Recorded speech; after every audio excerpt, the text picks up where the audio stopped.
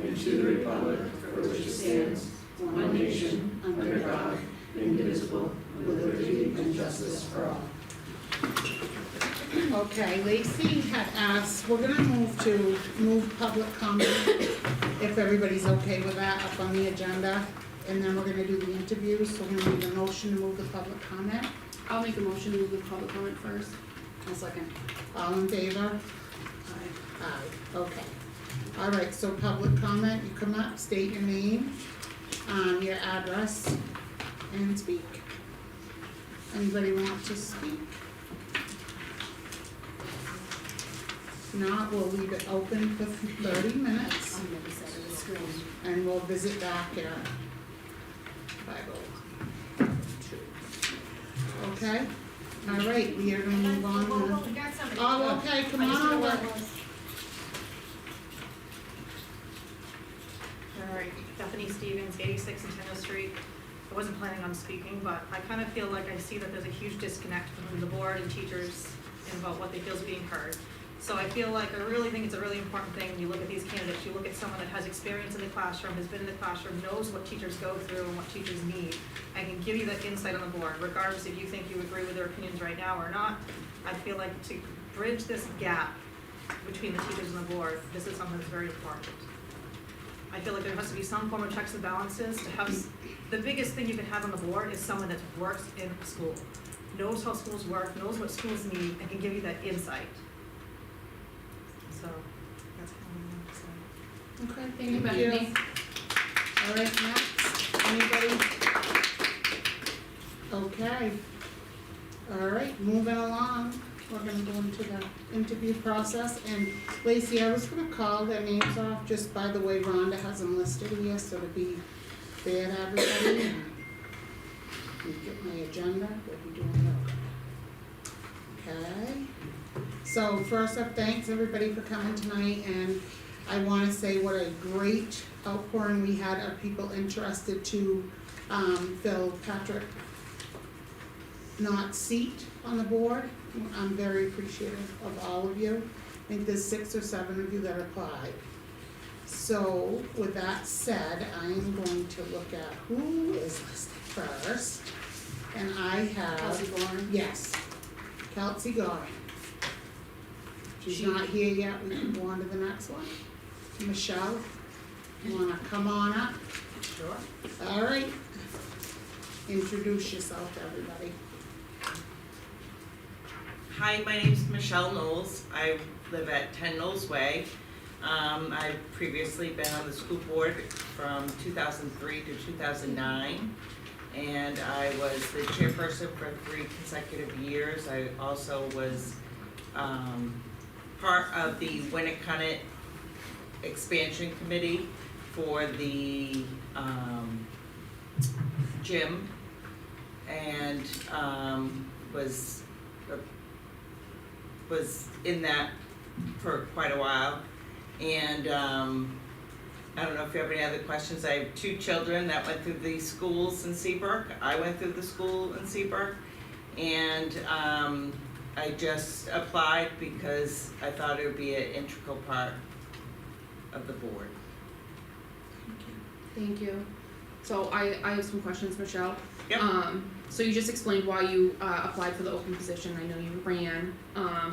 But if selected tonight, what will be your priorities? I think the priorities is to everybody be on the same page and not have the issues that we've been having between school board members and the faculty and the teachers. I just feel like all that animosity that's happening, it trickles down to these kids, and the kids are important.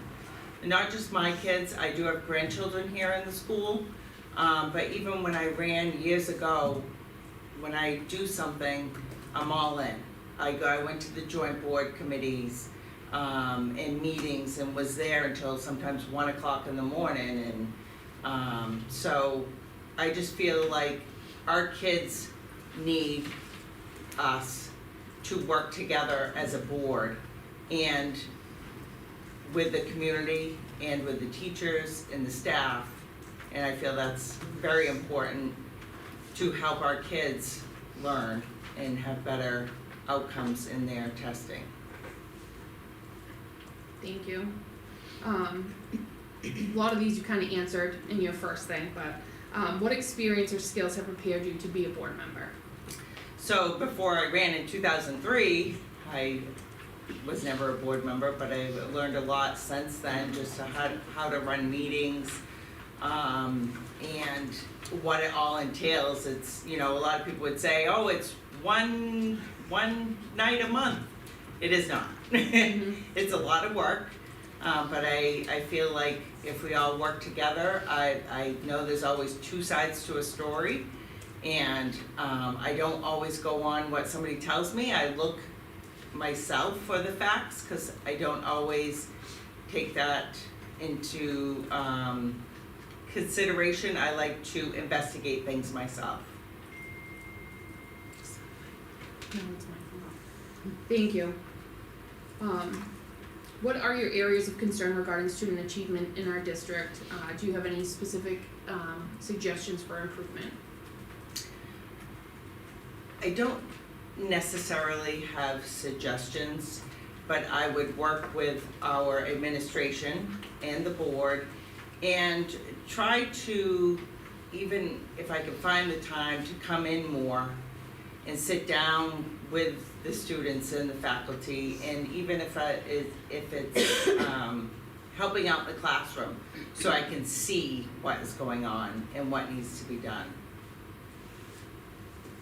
Thank you. How would you handle the majority, if you're on the board, how would you handle the majority of the board voting against something that you feel really passionate about? And how would you handle a disagreement with board members or within the board? I would use respect.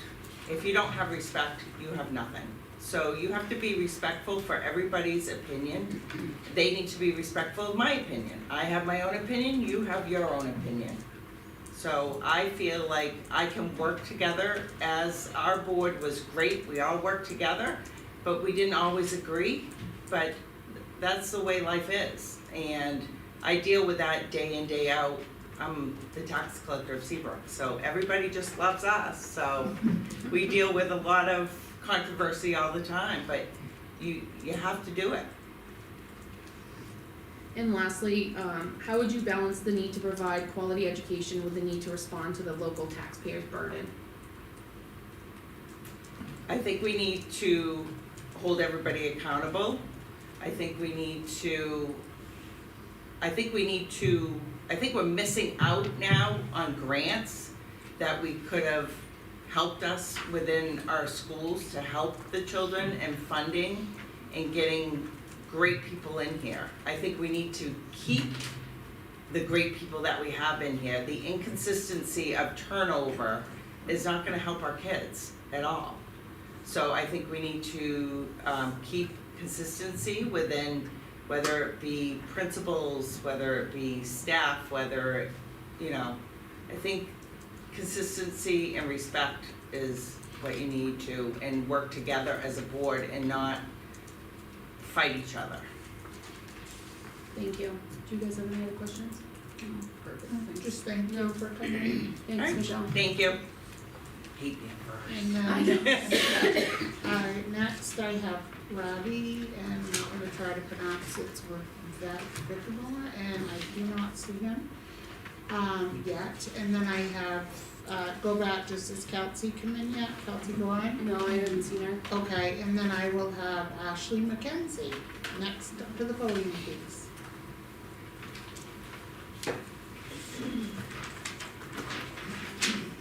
Hi, my name is Ashley McKenzie. I live at 51 Ledge Road. I have 3 students that go to SES and SMS. I have 22 years of teaching background. I myself went through Seabrook schools, and Why did you apply for the open position on the school board? If selected, what will be your priorities? I think the priorities right now are the budget. We're in budget season, so getting the priorities of the school. What exactly does the school need? What is the vision of the school? We need to keep in mind the school priorities and base the budget around that. So I feel having someone who is in the classroom and knowing what's needed, resources, and keeping those the main focus. And just as an educator myself, I have kind of a background knowledge of what happens in the classroom that maybe you all don't have the lens to see, so I could be the bridge between that gap there. Thank you. Is there a particular, this kind of piggyback on that question, I should have added it together, but is there a particular issue motivating you to serve on the school board?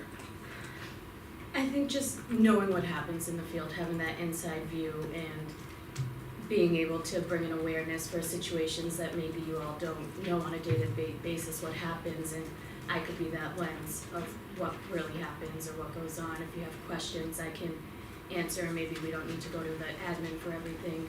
If it's like a school-based question, I could be, the first line to help answer that before we go, if I don't know the answer. Thank you. What experience or skills, I know you can answer this already, but what experience or skills have prepared you to be a board member? My background as an educator, I also like to research.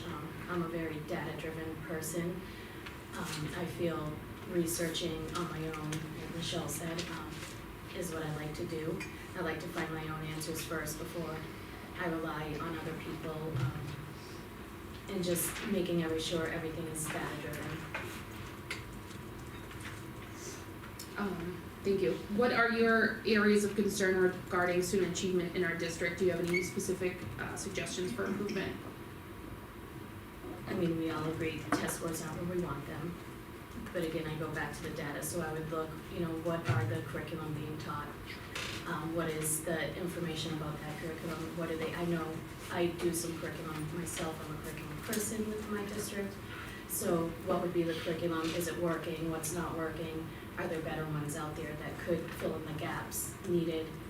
And just all around data, I'm all looking at what the scores were, where they could go, and growth achievement all along the line. Okay, thank you. Sorry, do you guys care if I just keep going? I don't Okay, care. I didn't want to do it. Good chance. How would you handle the majority of the board voting against something that you feel passionate about, and how would you handle a disagreement with board members or within the board? So I think that's bound to happen. Everyone has their own opinions and their own beliefs, but I think the main thing is to handle it respectfully, open communication, listen to what everyone has to say and really listen to what they're saying, encourage respectful dialogue, and then look for a solution that kind of meets in the middle of, we're hard set on opposite ends, where can we meet in the middle to figure out this problem so that all sides are happy with a solution for it. And the main thing would be just stay focused on what is the school's educational mission, and is that answer focused on that. And how would you balance the need to provide a quality education with the need to respond to the local taxpayer burden?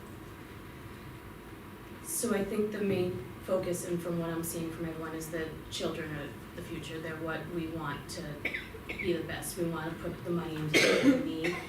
So if it goes back to prioritizing high quality education, getting the resources that we need in there, but being fiscally responsible about it, where is it that we can make cuts to have these resources be in place? Where is it that we could find outside funding? I'm a big grants person. You read the stipulations and you find out how grants work, whether or not they work for your school, and just streamlining costs overall. Okay. Any other questions? Thank you, Ashley. Thank you. Thank you. And next, we're gonna have, I wanna say this right, so I'm gonna say Cassandra Hashem. Gotta say it right. Is that right? Cassandra's right. Okay, come on up. Cassandra Hashem, 10 Austin's Way. So I, want to first? Yeah, sure. For Yeah. questions.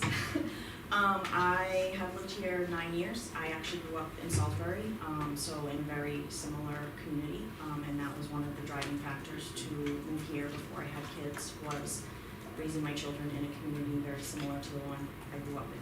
I have 12 years experience working in nonprofits, specifically human services. I worked with at-risk youth and families from Salisbury to Lowell and from Newburyport to Salem area. The last 4 years that I was at that agency, I was an assistant program director and specifically worked with our contractual services, DMH, DDS, DCF, mass-based, and trying to keep quality services and staff in place with families that needed it, but also was financially responsible to those entities and agencies. So balancing a budget that was around fiscal responsibility, but also providing quality care for the families who needed it.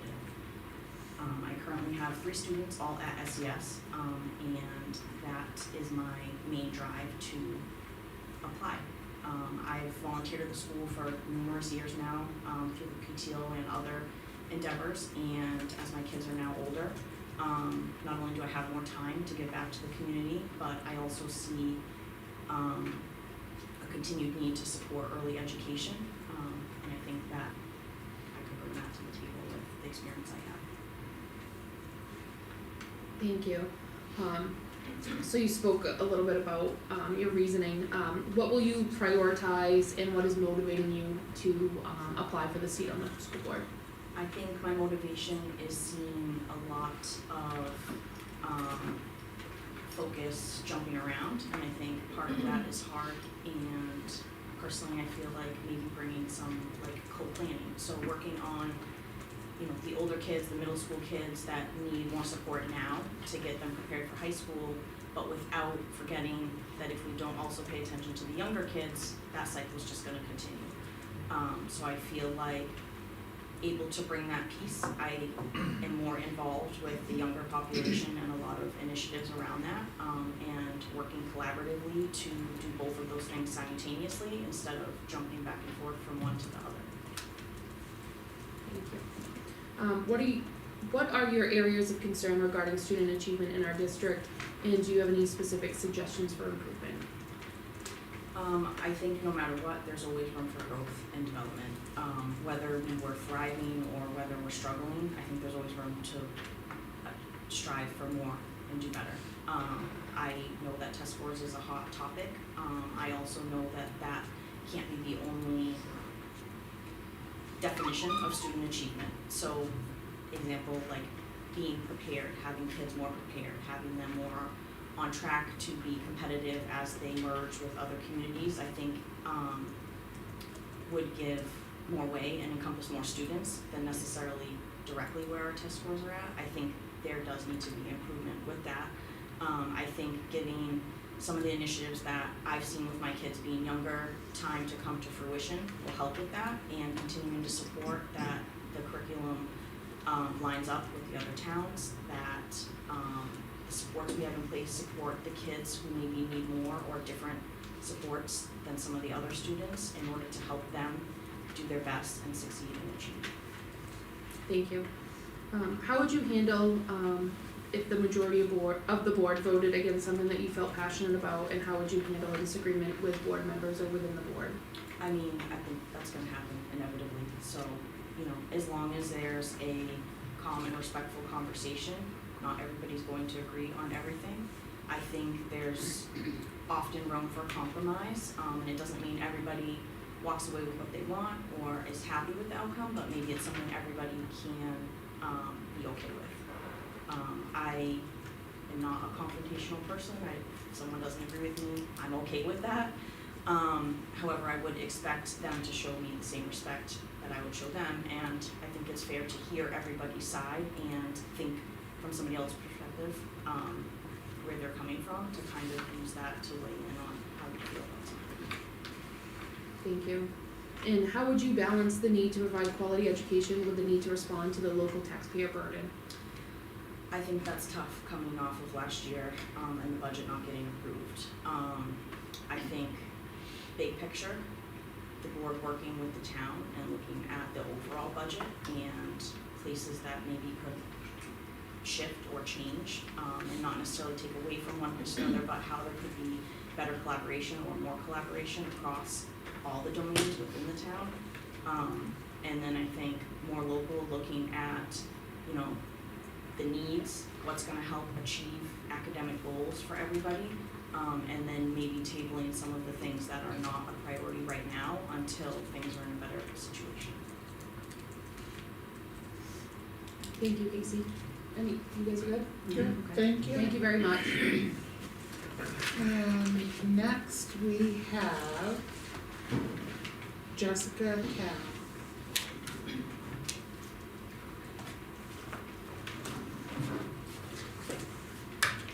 Hi, Jessica Karen, I live at 12 Lighthouse Way. I'm the parent of a fifth grader. I've lived in town almost for about 8 to 10 years now. I'm a licensed independent clinical social worker. I've worked across the state of Massachusetts working with high-risk youth and their families. I've also been in leadership positions for the last 15 years across organizations responsible for managing budgets, acquiring grants, hiring and managing people and managing budgets. A lot of that work also in the North Shore allowed me the opportunity to really collaborate with educational systems and provide supports and services to schools that had students that they couldn't meet their needs. So I did that with I think about 6 or 7 different middle schools and high schools across the North Shore. Inevitably that sort of led me to my time in public education in New Hampshire. So silly me, I think educators will chuckle here, I thought it would be an easier gig. I thought I could leave behavioral health and I would have a more cushy gig working public ed, and quickly realized that I had to work harder than I ever did before to try to support these schools and the students. So I did that for a few years before deciding to take a remote position to best utilize my leadership skills, which would allow me to have the biggest part in my daughter's life before she becomes too cool of a teenager to want to hang out with me. So for the next few years, I intend to work remotely before I become way too cool for school for her. So that's a little bit about me. My kid does well academically, but I think, again, I'm allowed an opportunity to have dinner with her every night, to make sure she's reading every night and doing her homework, and so I just recognize that that's a privilege that I have here in the position I'm able to work. Thank you. With that being said, is there a particular issue motivating you to start the school board, or what will your priorities be? So I think right now the issue really is to how we can all contribute to the peace of our community and making sure we're all collaborating together to best improve the educational outcomes of our students. I think for me the priority also is really about unpacking the big data point of academic outcomes and scores, because there's so many different factors that weigh into that. And so I think my insight in public education has led me to understand that there's usually so many different data points that goes into how our 4th graders or 5th graders are doing, and what percent proficient really means, and how we really can move the mark, given that I did this work in another district. I think another priority I have, because I've heard it loud and clear from the board, is vertical alignment. And I think that we have districts in this state where it's one town that owns K through 12, and they have the same exact struggles as Seabrook has. And so I think it's really about how can we leverage insight that I may have, as well as other schools who really struggle with that K through 12. It's not an uncommon thing for middle schoolers to really struggle going from middle school to high school because of how different it is developmentally and the way that teachers approach the curriculum. The last priority, I think, is really how do we all band together to make sure that the budget passes this year, because we can't afford for it to not pass. I was working in a district where the budget did not pass, and I understood how much that impacted teacher morale, how that impacted turnover and retention. And I saw a town and a district come together really, really strongly to fight that and make sure that that was the priority when we went to voting. So I think those are some of the major kind of priorities that I would have right now when it comes to Seabrook. Thank you. What are your areas of concern regarding student achievement in our district, and do you have any specific suggestions for improvement? I mean, I think I share the concern around academic outcomes, but I think, again, it's really about how can we peel back the onion.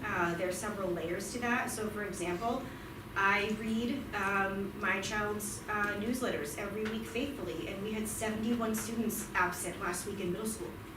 You cannot educate students if they are not in your building. So if we're not addressing the chronic absenteeism of our schools, we're downright contributing to discipline issues, and we're downright contributing to academic issues, dropout rates, And once a kid misses 10 days already, they're going to miss more days because when they walk in, they're super, super anxious and nervous because they're not caught up. And so I see that as a huge issue right now for us. Thank you.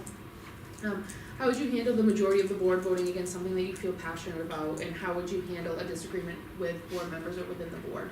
So I think that that's absolutely the intent of why board members are more than one person. So I think that anyone who walks into a board and assumes everyone will just agree together, they're misinformed, right? Board members are supposed to be from all walks of life, all different perspectives, expertise, and opinions. So I think that as a board member, it's our job to listen to everyone. And when I say listen, it's not just wait for a pause to react, but it's really to take it under advisement and listen to it. I think I'm a licensed independent clinical social worker, and I would not have been able to effectively run groups or family therapy or couples therapy if I wasn't okay with conflict. And I think that, again, I would never want to be the smartest person in a room. I've led people for 10 to 15 years, and I think that if I thought I had the best idea, I think we'd all be in a world of hurt, and that would be a terrifying place for me to be. So I fully expect that people are going to have expertise that I don't, and I can learn from everyone in that room. And I think it's really about being respectful, understanding that we all have something to learn from one another, and that together, collectively, a board is what rounds out an opinion, and not just one person's voice being the loudest of the group. Thank you. And how would you balance the need to provide quality education with the need to respond to the local taxpayer burden? I think first and foremost, it's important to remember that we really, really hope these kids become taxpayers. I think that we have to hope they stay in town and that we've invested in them and that they contribute to our town positively. So I think that would be how I start all of my decisions, is thinking about what if we don't invest in these kids. I think I've heard the town and I've heard the board loud and clear right now that we're dissatisfied with our outcomes. And I think it takes some finessing for us to think through how do we improve it without investing additionally. But with that being said, I think I would also look to leverage my experience of managing grants, whether they be federal or state or private, to really offset some of the costs to taxpayers. And when I say that, I think any experienced grant person will say it's important not to let the tail wag the dog. So I think I've heard from the board loud and clear there's concerns about mission and intent of grants, and I think that is super important. You need to make sure that any grant you apply for is matching the mission and the vision of your schools. But that takes some work and some looking into. And there are plenty of grants available, whether they be private, state, or federal, that I think could really offset some of the burden for taxpayers in regards to the investments we would need to make for what I'm hearing from the community as a collective intent to improve our test scores. Thank you. Anything else? No, thank you. Thank you, Jess. And next, we have Laura Cotty. Come on up.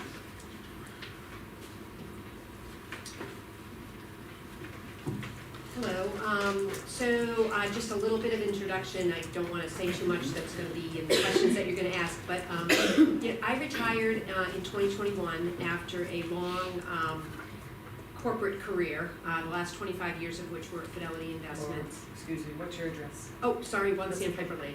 1. Sandpiper Lane. Thank you. Yeah. And I have a passion for public schools. I believe they're critically important, especially, what this school board oversees, K through 8, pre-K through 8. That's where kids get their foundation. And if they become successful, confident learners in the early grades, they're going to go on and be successful in high school and I think successful in life. I graduated from public school, my daughters graduated from public school, my granddaughters are in public school. I don't have any experience in Seabrook. And I actually think that might be an advantage, that, my kids didn't go, my late husband and I moved to town when my girls were already adults, so they didn't go to Seabrook schools. I think that could be an advantage, that I could bring an independent sort of perspective that is objective, because I don't have any direct connection with the schools. But I'll let you ask your questions now, Lacey, because I'm starting to get the same things that you're No, gonna that's ask me. fine. Thanks. So to piggyback off of that, what experience I'm jumping ahead myself. Is there a particular issue motivating you to serve on the school board, or what will be your priorities to be on the school board? I mean, my priorities are just, I think, to repeat what I said, you know, I think that the schools are critical not only for the kids but for the community, and they make our community better and stronger. And I think we have a real opportunity in this community. There's so many good people, I think, that really care and really care about the kids. And I would love to be part of helping us get on the same page and work collaboratively together. You know, the administration and the faculty and the school board and the community and the kids, and just make it a more positive environment, because I think we could do a lot if we could all sort of get on the same page and row in the same direction. Thank you. What experience or skills have prepared you to be a board member?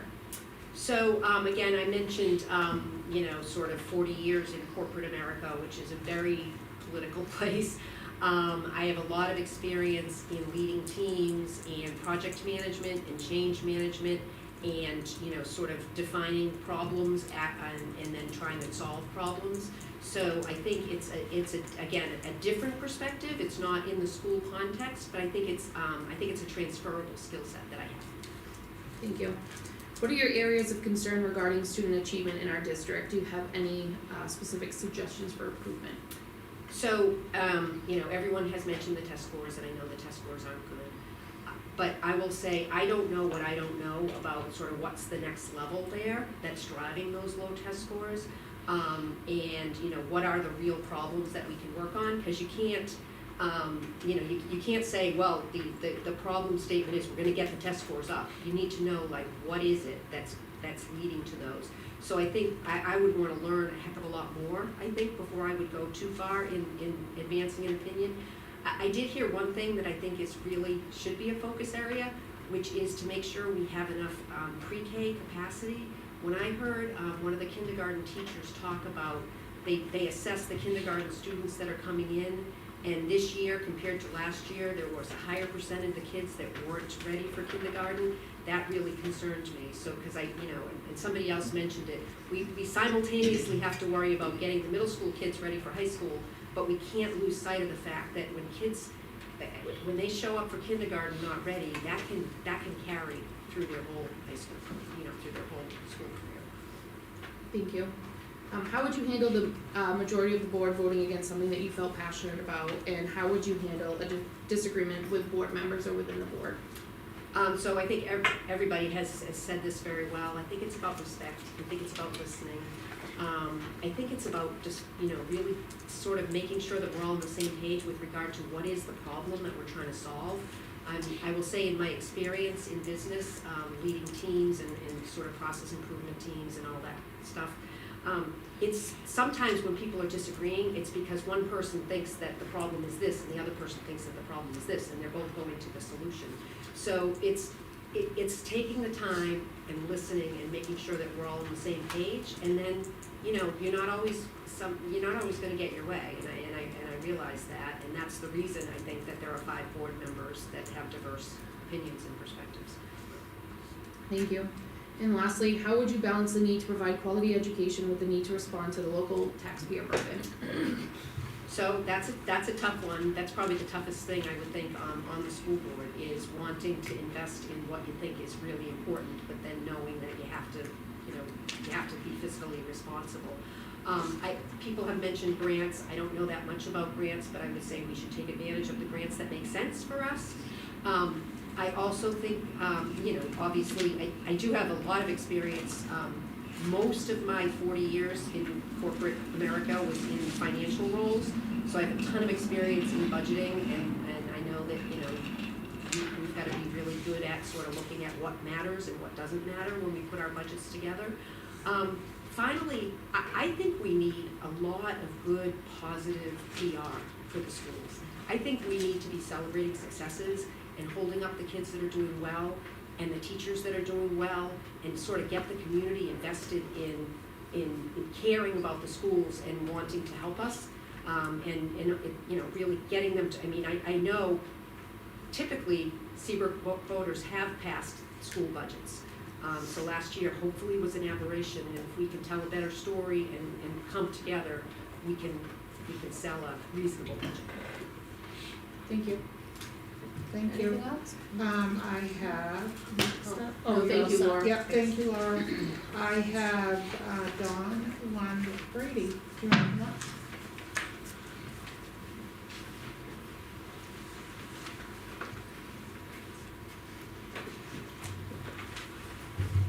Dawn Lund Brady, I live at 5 Charles Henry Way. I have been a resident of Seabrook for 24 years. Before becoming a resident, I had a successful career in computer engineering and project management in Boston and in technology fields and finance. Once arriving in Seabrook, I started my family. I raised 3 children in the Seabrook school system and dedicated my life to the Seabrook Elementary School and Middle School, 2 of those children being special needs. I was an integral part of the time they were here for over 15 years, volunteering daily in classrooms, all of the activities within the middle school and elementary school. In the middle school, working on the board for the Safe Routes to School, co-chairing with Brian Belanger on the Safe Routes to School and kicking off the first Walk to School event. I was the parent advisor for the Friends of Music, the Interact Club, and the book fair. I gave my whole life to the school. I always wanted to put the students first, the staff second, and meeting the needs of the community third. After my children went on to Winnicott, I worked closely with the staff there for 6 years, involved in special needs and the Best Buddies program, and supporting Winnicott in any way, shape, or form I could within the junior ROTC program, and all of the chorus and drama programs. I've also volunteered and served the town for 15 years, being a member of the Lions Club of Seabrook, being a co-administrator for the Seabrook Community Table, and a member of the Trinity United Church. I was a Cub Scout leader, a Boy Scout leader, and a Girl Scout leader for the children of Seabrook. I'm very passionate about serving our children and our town and our community. Thank you, Dawn. So what particular issue is motivating you to serve on the school board, and what would your priorities be? My first priority is the students first, supporting the staff second, and meeting the educational curriculum and testing needs thirdly. Thank you.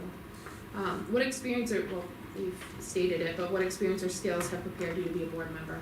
I served on many boards within the school. I was a member of the PTO.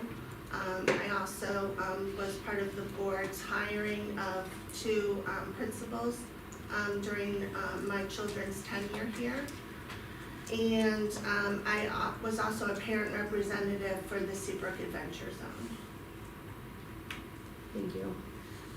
And what are your areas of concern regarding student achievement in our district, and do you have any suggestions for improvement?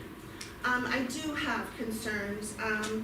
We not only need to address the needs of the student first, but we also need to look at the single income families, the low income families, and supporting the whole family as a unit. And I have helped in some way doing that through the Lions Club. But I know that that does affect the student as a member of those families, and that we could do more there to help. Thank you. How would you handle the majority of the board voting against something that you felt passionate about, and how would you handle a disagreement with the board or within the board?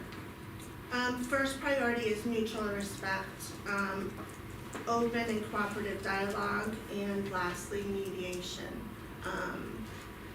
In all my various positions, I come with an open heart, great listening ears, and just speak openly and calmly and make sure that everyone is heard and listened to and appreciated for their views.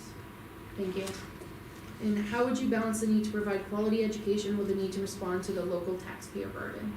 The best interest of the children need to come first. And with that, also the quality of the education. With that being said, looking at grants and other programs that can help subsidize the school and the budget process.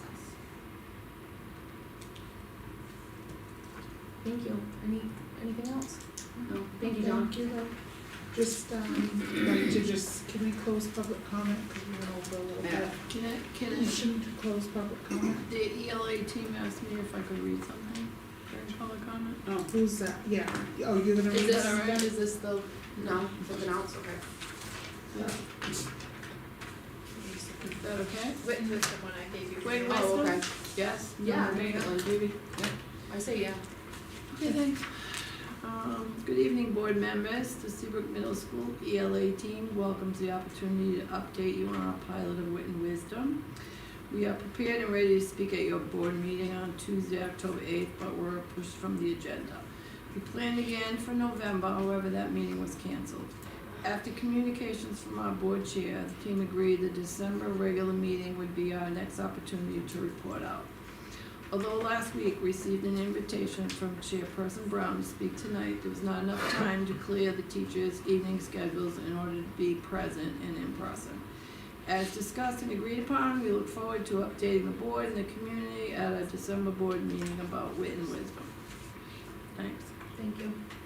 Can I, just, I thought we asked them and it was, we did. and they weren't ready. So I have an email here, and I just want, this is for everybody out there, cause you all need to know. So October 21st, in preparation for the 11-12 board meeting, I reached out to the team, Alyssa Down in particular, to ask her and invite her to present Wits and Wisdom on 11-12. Unfortunately, on 10-8, the board had not seen the presentation yet and still have not seen that presentation at this point. So we invited her and she respectfully declined and asked if we could move it to December so that she could meet with her team here, and we absolutely honored that. So I just wanna clear the air with that first and foremost, and then we've been reaching out a lot since to see if they wanted to come, and even if they wanted to come tonight, if they had a presentation, we haven't seen it, so if Can Colleen. I just say something to that? Yeah, if you could just pass along though, if there is a presentation It's not a or if there is presentation. not.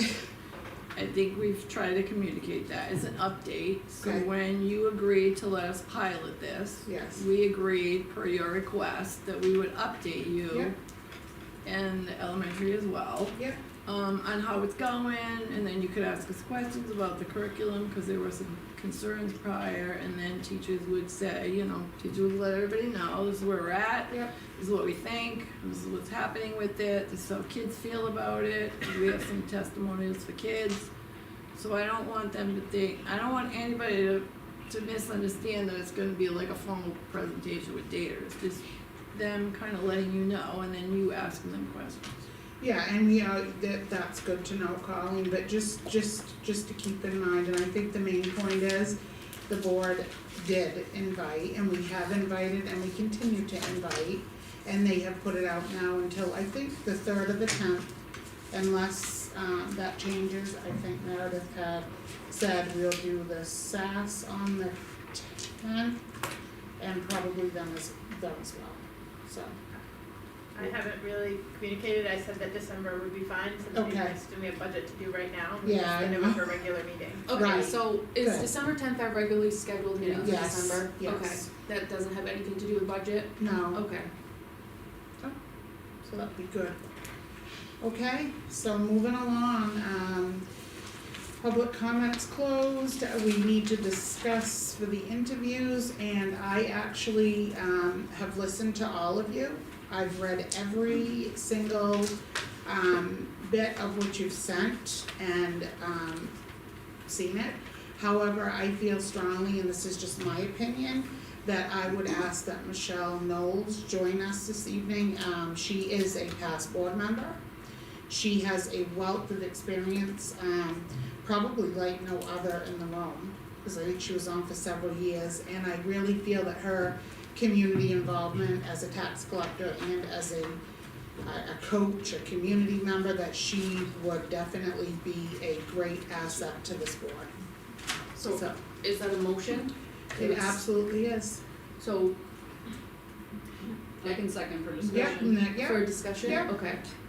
Are you gonna discuss before you make that motion, or are we just gonna make the motion? No, we Make made the and now motion they're gonna- second and let everybody have something to put in. Okay. I agree. So my reasoning, and first of all, thank you, because every candidate is amazing. The educational background, the background in, social workers, the background with grants, the background with budgets is amazing. To have that many people care about the school and the town and to wanna be a part of this board is amazing, and I just wanna thank everybody that applied. I thought it was gonna be more discussion, but, I agree that Michelle, she has time served on the school board. I saw her resume, I saw her picture of her getting the excellence award for the school board, which is something that we desperately need. And, okay, Yeah, just Michelle thought it was was gonna be more. my top one as well that I had, just because she has prior experience with being on a board and she actually ran for it, the position. Yeah, she did. Yeah. She did, I forgot that piece, she ran as a write-in, and I think you garnered almost 400 votes, right? Close. Yep. So yes, I forgot that. So, Alright, alright, so everybody's all set, so all in favor? aye. Okay, Should we acknowledge the email that we got Friday? I will Oh, right now, yes. yes, so we have Michelle, joining us, I was hoping that you could join us tonight, but we don't have anybody to swing in. We tried to have someone here, is there anybody that does do that? No. Okay, so the other announcement that I wanna make, is with great sadness this evening. We have received the resignation from Kelly Hooper, which is, a great loss to the community. And, I have a hard time accepting this because I fully understand when we accept resignations because personal reasons or somebody's sick or they're moving and things come up, but I have a hard time accepting this because I really feel that it was a force-fed thing and I feel really terrible. And I think the 600 or 800 voters that voted her into the seat are going to be appalled and shocked to lose such a important person on this board. And that's probably not sad, and we need to, anybody else? Fill that position too. Yeah, anybody wanna say anything about Kelly before we? Okay, so, Yeah, no, it's a huge, from this side of the board that, there's things that the public doesn't see and the amount of hours and stuff that she's put in and, it's just sad to see, and I think sometimes her passion gets misconstrued, and it's a huge loss for the board. it is. I'm so, John, did you want to say anything? So a motion to accept the resignation of Kelly Cooper. I'll make that motion. Second. All in favor? Aye. Will this process have to be started over again, Meredith? Yes. Yeah. So we'll post and put everything up again, just like we just did, and Can I just ask everybody can reapply. a clarifying question? What date do you wanna set for that? For the, so 2 week, when's our next regular meeting, the 10th? That would probably be good. Just cause we've got budget stuff and I don't want to, unless the time comes up, we can. If we get the budget done, we've already got the third penciled in, we could do it then. Or we can do it on the 10th, the budget just came to us by the way. Do you wanna, so can we tentatively close it the third, and that way if we decide to utilize Yeah. that meeting for both, Yep, we can, and that'd be great, if we can't, it'll still be closed, I mean, I feel like everybody would put in by then, that Yes. wants to. yes. Okay? Yep. So Thank the you. third, Alrighty, and next on the agenda, thank everybody for coming. Thank you. Next is going to be, let's see, we go right to the budget overview. Yeah. Alright, do you wanna go to the budget overview? Yeah. What's the job from the touch? They're all, if there you, is a if you lot open the of budget stuff. overview piece, there's a bunch to the Okay. top. Yeah. Yeah, a lot. I didn't get to read it all yet.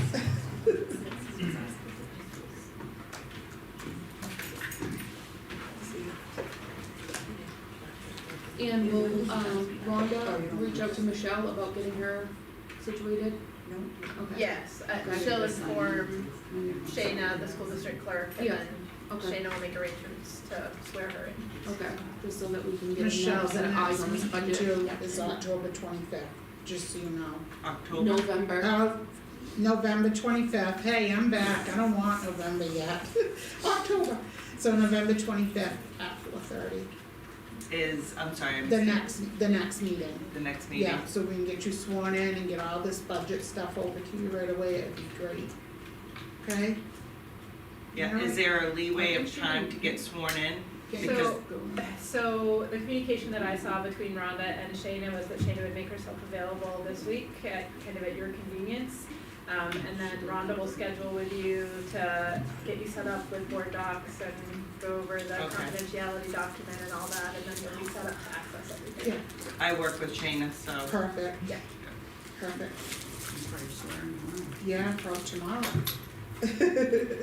Alrighty, so Matt's gonna take the wheel. Thank you. There's a lot, there's a lot to come out.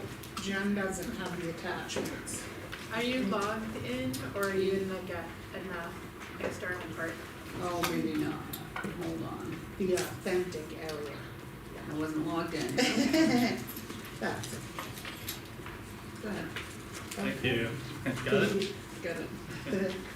Alright, and thank you, because I know there is a lot of information we provide you, so I appreciate, you taking the time to review and going through all these budget materials. So we did, send over the, budget materials, on the 14th, per the budget calendar that we had set back, in June, for this budget development process.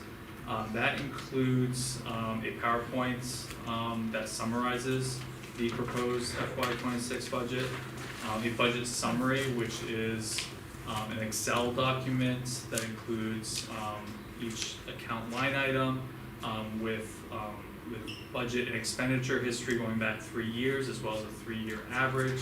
It includes our proposal, a percent increase or decrease, as well as the default budget.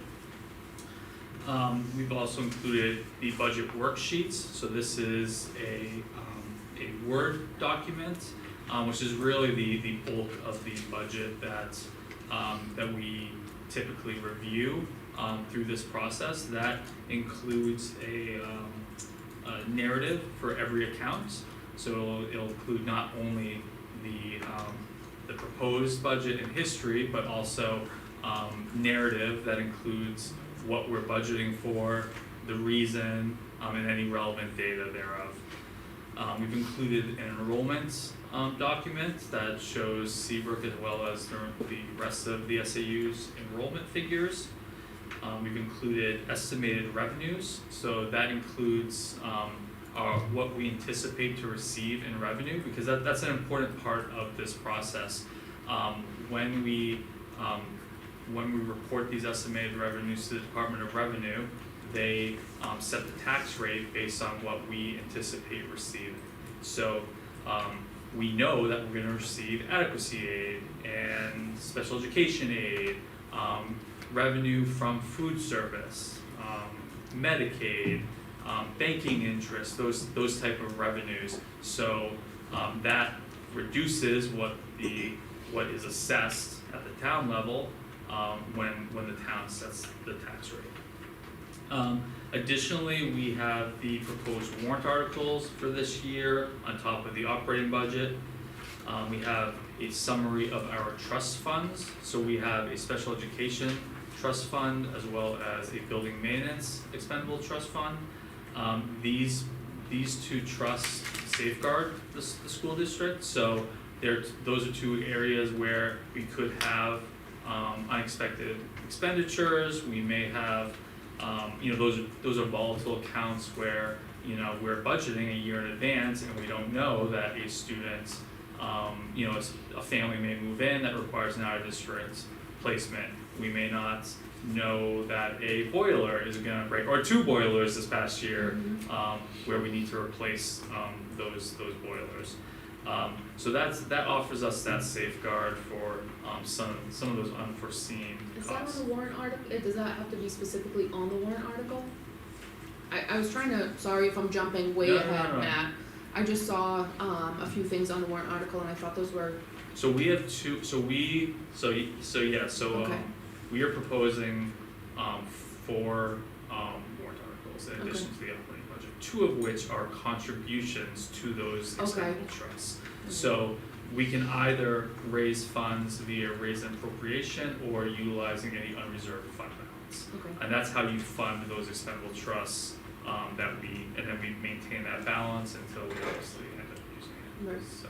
okay, thank you for clarifying that. You're welcome. We've included grant allocations from the last 2 years, that includes our, the grants we receive, via really just the federal government, so that's IDEA, special education, as well as Title I, Title II, and Title IV, grant funding. I'll also note that in the budget worksheets that I spoke about earlier, where we have the narrative, if we have if we expect to spend any grant funding out of that particular account, we'll note it at the bottom. So you'll see in the special education accounts, we'll note we plan to utilize IDA funds to fund contracted services for OT or PT, something along those lines. Right. Same thing with our title funds. Obviously, we don't know what we're gonna receive, but that is part of the planning process where we expect to receive close to what we received this year. We have, we also have salary schedules included, so that includes not just our union employees, so our teachers and our educational associates, but it also includes all of our non-union employees, so that's our administrators, our administrative assistants, technology staff, food service, facilities, I think that's it, but essentially all of our employees. And then, so those are the budget documents that I typically present for the board, but the board also requested some additional information that I've included. And that includes the same budget, but I put it in the town budget format. So it's about 160 I saw page that, yeah. document within the same format as the town. I will note that while we've included the majority of what the board requested, one item that I indicated earlier that we were unable to do is we weren't each account by grade. That's something that's not something that's possible. It's not how we can't report it out to the state that way. I'm not sure how we would determine how to break down a guidance counselor or a principal by grade. There's 95% of the budget is just shared costs. It's not broken down by grade level. So that, my apologies, I think I indicated at the last meeting that was not possible. And I just want to let you know that that's not included in these budget materials. So again, I'm sorry. So question on that, if I could, Matt, just because, is this what we received from the first grade team, is that public record, Meredith, or is that They not? asked that I present it to the board, if they get into a Okay. forum of the board, so I Okay. assume it's public record. Awesome, which leads into what you just discussed, so I think this board was looking for, myself anyways, for broken down by grade for a lot of reasons. As in this letter, to cut a classroom, first grade classroom, come teacher. Yep. As a board member, I wanted to know, so by grade, how many kids are we servicing? How does it look? How are the class sizes? Then to break down to the next level would be, how many EAs are in that classroom? Do they have the support they need? Cause in this letter it says, no, we do not have the support, of the EAs. Back in the day, remember, when we had an EA in a classroom, whether it was for a one-on-one or not, we also had another person in the classroom, which made a total of 3. And to hear that, they have a limited amount of time, the special education paraprofessionals in the classroom support. If they're in there for a one-on-one, they shouldn't have to, help with the whole class, which is why that third person was always essential. And given the situation, and I know a lot of you probably haven't seen it yet, but I did look at the SAS report, and one of the things that jumped out to me is that the middle school at this time could really use the extra support in the classroom. That teacher could use that extra support. We cite behavioral, we cite kids not being able to learn, and we like to point to demographics, which I'm on the other side, because I don't think that that's a soul for me. It doesn't sell. I think that kids can come from any walk of life and be successful. We just have to support them, but we have to support our teachers in the classroom as well. So breaking that down for me was so that I could say, wow, we see this along with the scores and along with the information the teachers are telling me right here in this letter. The class size is 16, but yet, it's been, okay, thank you. It's been, brought forward that they, have a classroom cut. And I just think that is gonna be really tough for me sitting here to cut any teachers. So, can I just say, Yes. I look forward to the further conversation about Yes. that, but you'll see that what's proposed is actually to, because of numbers projected for first grade, to have one fewer first grade, so that we can have an additional intervention teacher to support some of those needs you're describing at the middle school without having to add a position. Okay. So, 'Cause I didn't see again, there's a that lot in to here. talk about, we haven't even jumped into the That letter was like, wait a minute already, course. so. Yeah, I mean, These that's, are difficult decisions when we're coming off of a default budget where we are, any increase is gonna already put us significantly above what was in your budget for last year.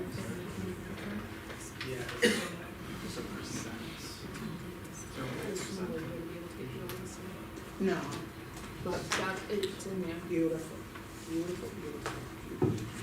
That's good. That's what we're gonna do. Okay. I think that, yeah. Budget worksheet. Alright, so you raised some good points, Maria, and when we get into the budget, I think we'll be able to address many of those concerns. Actually, the very first account, which I have up there now. Before I jump to that though, I do want to just let you know the remainder of the documentation that we've included. We did include Medicaid information that's broken down by grade, as well as a summary of what Medicaid is and how that reimbursement works. We included the McKinney-Vento costs broken down by grade, as well as the reimbursement that we received from the other district, as well as a link to a summary of what McKinney-Vento is, and the actual text of the law. We've included special education staffing analysis. So every year we do a staffing analysis for all of our personnel to determine what our needs are. So that should help you when you're looking at, hey, why do we need a one physical therapist? We actually break it down by the number of services by students, and then that determines how many various positions we need. So that's for our specialists, that's for our case managers, for our EAs that Maria just referenced, for our BCBA services, social work services, all of those special education services. We do an analysis for every position based on student need. And then finally, I've included a second Excel document, with the budget, that the building presented to the SAU before we worked as a team to come forth with a final proposed budget to bring to the board, and that was a request to see kind of the wish list. Yeah.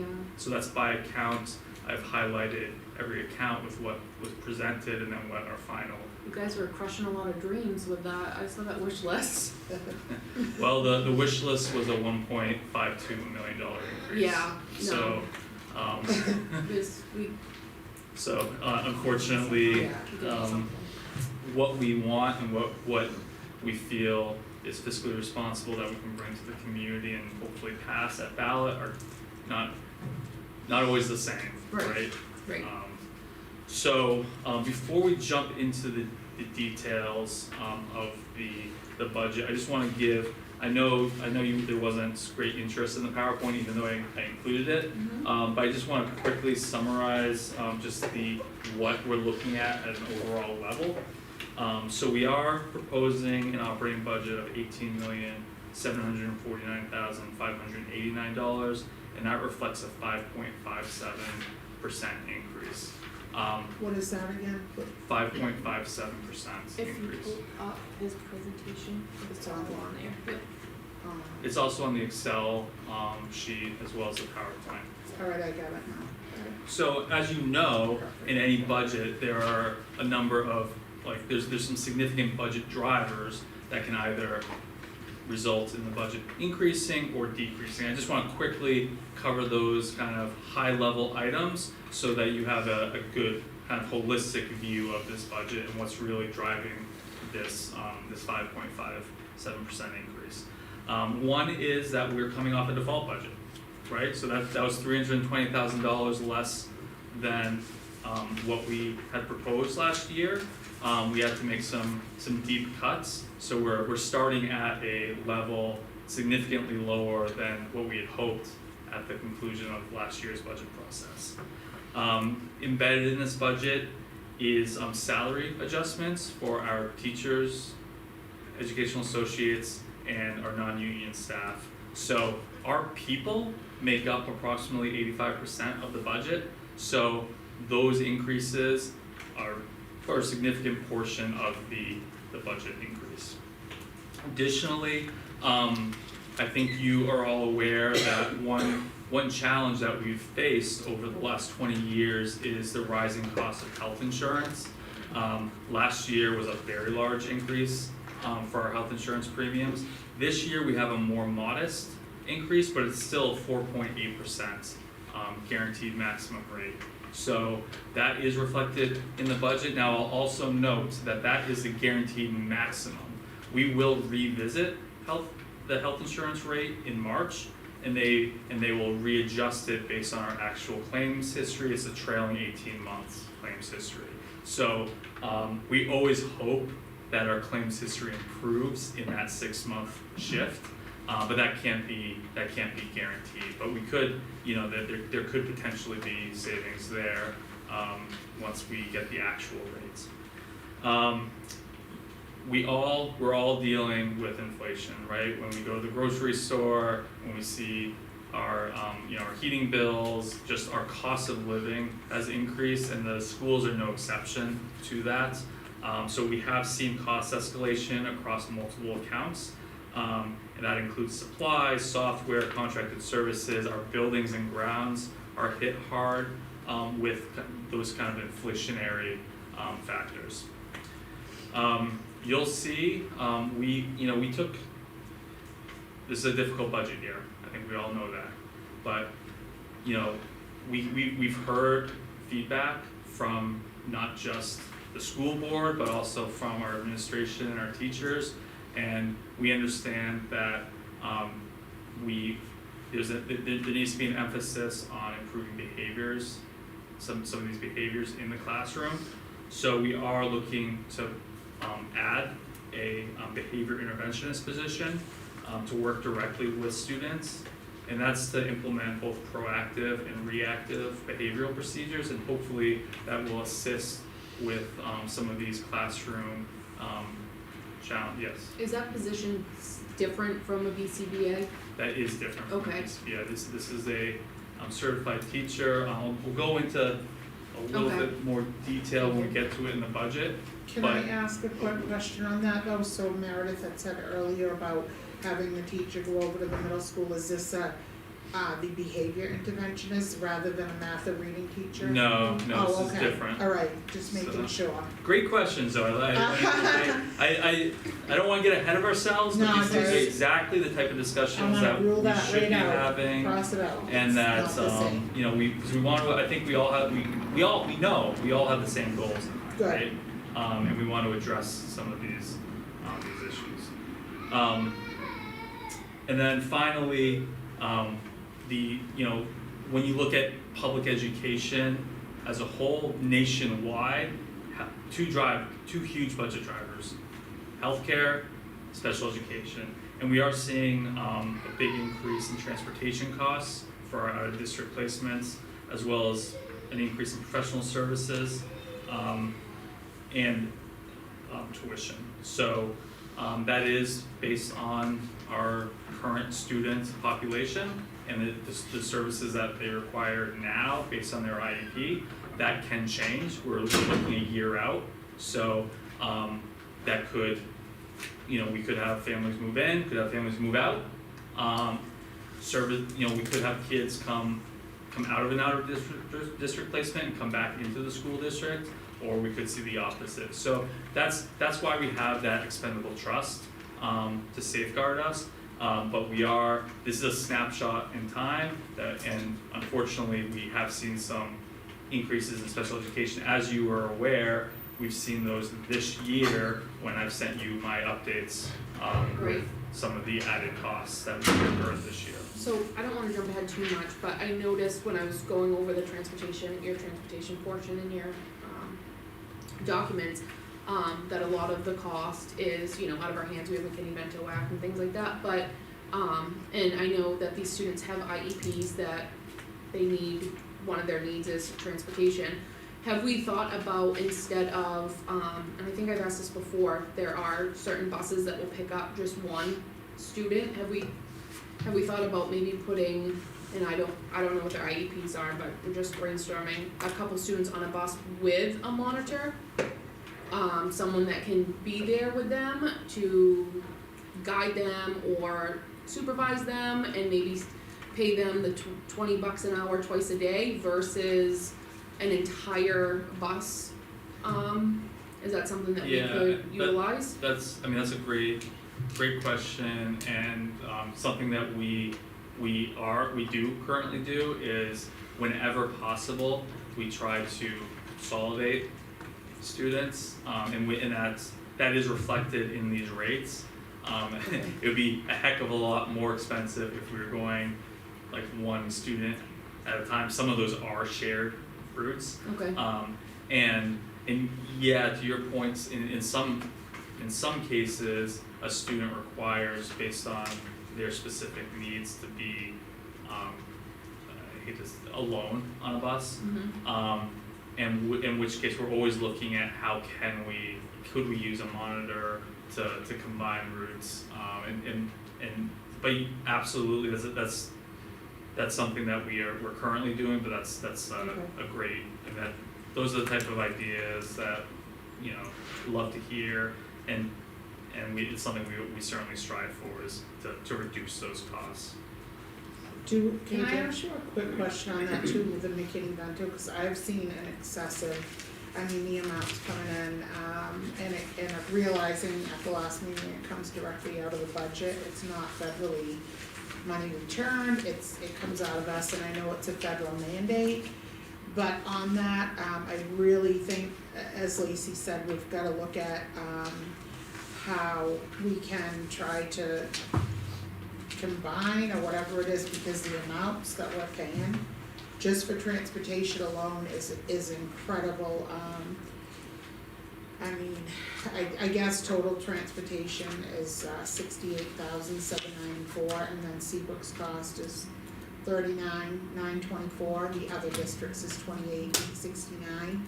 But if we can do anything, and I think the total number we're looking at is, it says, is it 50, Our total 69? out of pockets to that $39,000. Yeah. So that's And what that's- we were anticipating for this year. Yeah. Obviously, that can change, Off of those numbers. you know, Yeah. if we have And new students come in mid-year. And with that said, and I had asked, cause I don't know a lot about McKinney-Vento, so I went and looked at it and did a lot of research, but do we frequently review the, applicants for that program to make sure they're homeless and they haven't found a home and that they're not living somewhere beautifully, well, is that looked at all the time Great so that we question, can make sure? that's something, that's important, that's actually the role of the Just to help social remind worker. us so we know. So that's what the social worker that was cut this past year, previously did.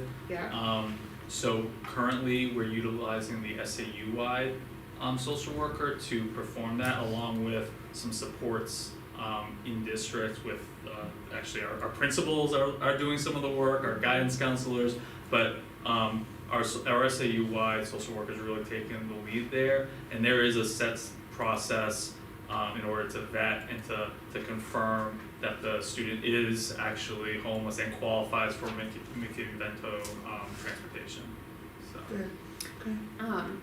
Because the out of district, they pay us, do we have to pay other districts as well? Is that part of this? Yep, Okay, so so it's, we're either being reimbursed or we're reimbursed, okay, so, thank you, Matt.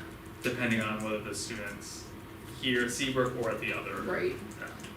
So those are some of the budget drivers that resulted in increases in our budget. On the flip side, we did have some drivers that have reduced the budget.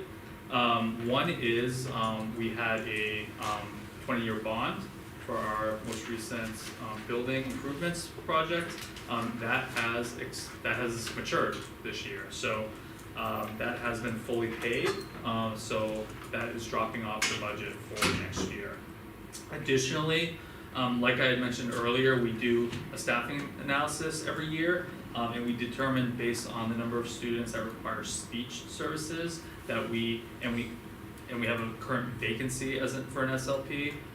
We determined that we could reduce that SLP position to a speech language assistant position. So that has resulted in some savings as well.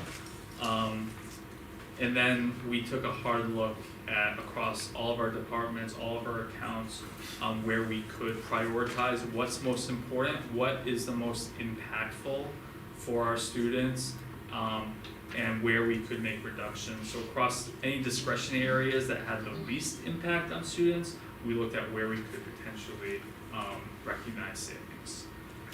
So that is kind of a big picture view of the budget, and at this point, if you're okay, we'll jump into the worksheets and we'll go account by account, get to the nitty gritty, and please ask as many questions as you have, and we can get through this. Does that sound good? Sounds good. Alrighty. So biggest account is first. This is page 3, and represents our salaries certified staff for the bulk of our teachers here at Seabrook. So we have three kind of notes for this year, or proposals. One is a retirement buyout. We have a teacher retiring, so there's a cost there. That's standard. That's part of the contract is for the collective bargaining agreement.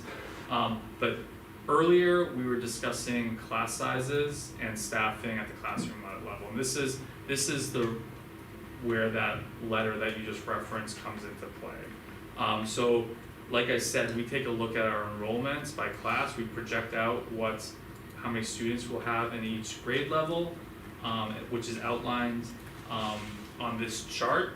And you'll see that we K through 5, we have pretty steady enrollment with the exception of one grade level.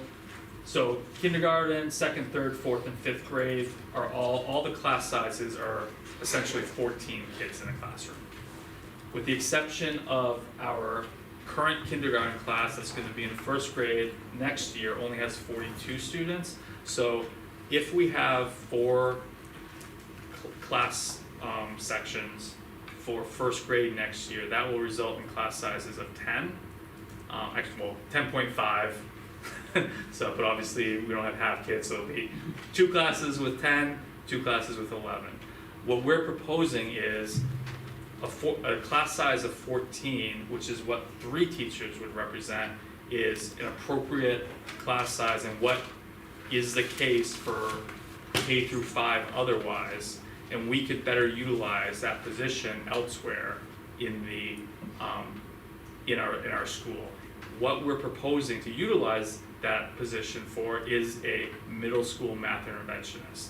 So no one would be losing their job, we would just be shifting personnel to accommodate that position. Yeah, just to be clear, it's not the individual person, it is a person, right, shifting from elementary to middle to be able to pick up that math support. So that's great, and I fully understand your presentation. However, when looking at your chart next year, there's 42 kids in 1st grade, so that would be wonderful to have 3 classes with 14. However, you're also projecting 55 kids in kindergarten that year. And so then the next year, there's going to be probably 50 to 57 kids that are gonna be in 1st grade with people leaving and coming back. And then that leaves 3 teachers to accommodate. But there'll be 42 students in 2nd grade, right? You're gonna have that small class travel every year, so you're gonna have to make And shifts to that one accommodate class that. is gonna benefit, but the class behind them, because we've heard from kindergarten teachers struggle with preschool. We've heard preschool presentation after presentation stating, you know, they were able to find 40 kids and there's more kids coming. So my only problem with that is that if we take that teacher out of the 1st grade rotation, then this next year there'll be 14 children, and then the next year after that there'll be 19 children in the class. But you'll have 42 in 2nd grade, so you would go down to 3 in 2nd grade and back up to 4 So you're gonna in keep 1st We grade. that. shift, which is very typical. That's what we would envision.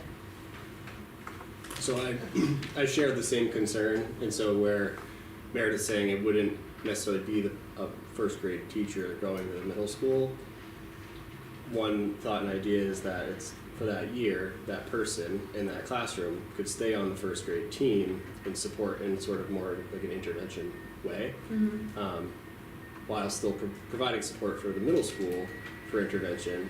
But that way, the following year, if that is the case, that person is there, the classroom is there, and it's that easy to go back to 4 teachers in that grade, with the following year potentially collapsing if it's just this one group of kids. That's a small cohort.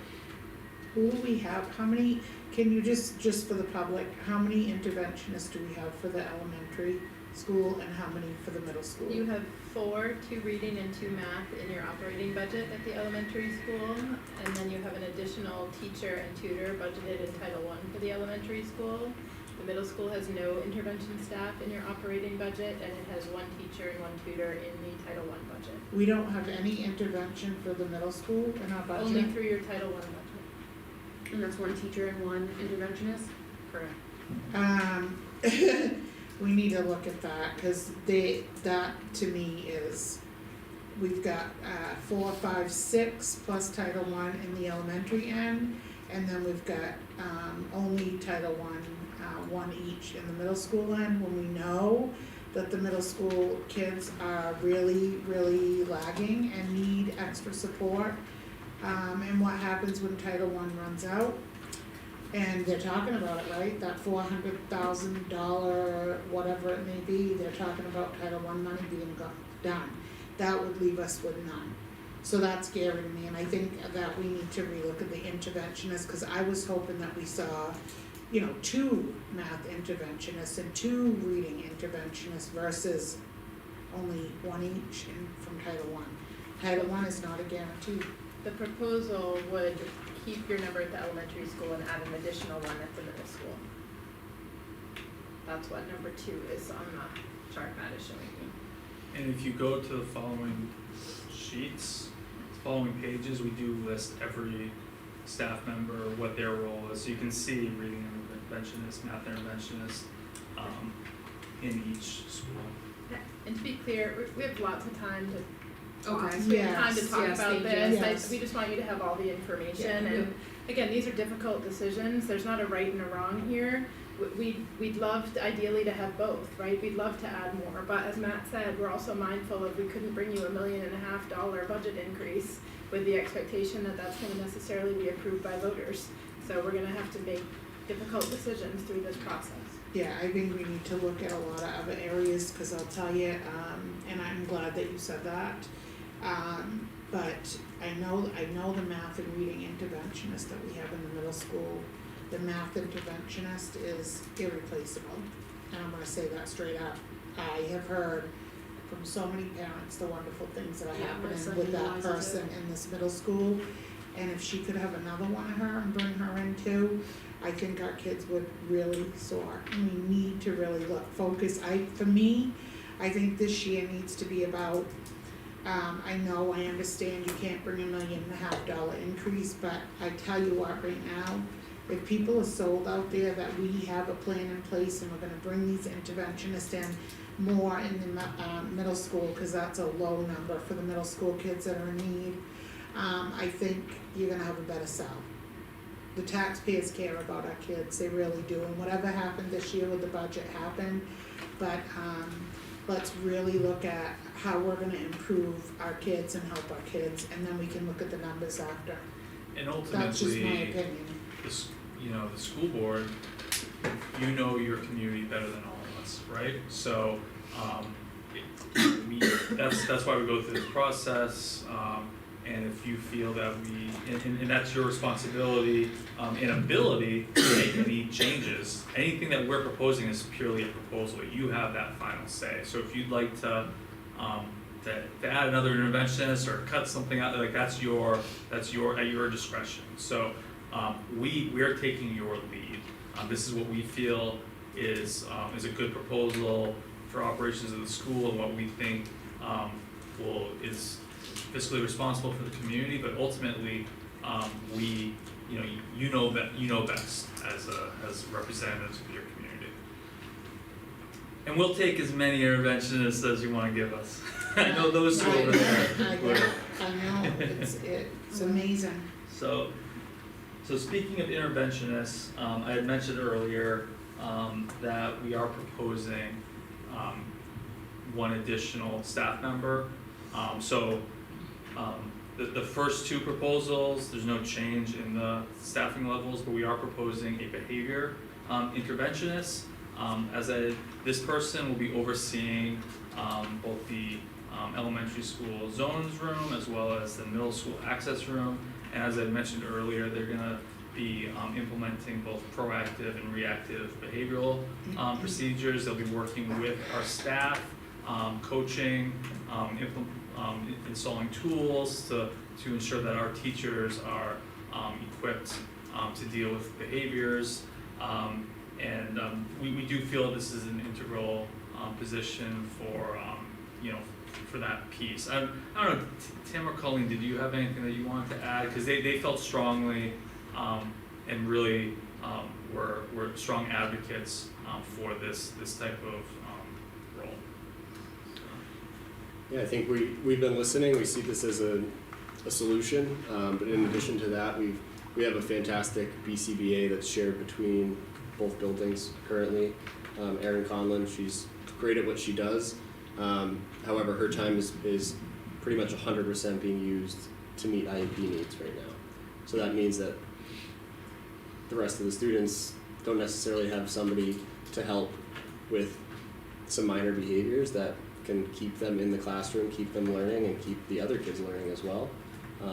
And so we see this as a possible solution for both schools to have that person. It doesn't have to be a BCBA, it could, I think is kind of the idea, but it would potentially open up the door to more applicants and more possibilities.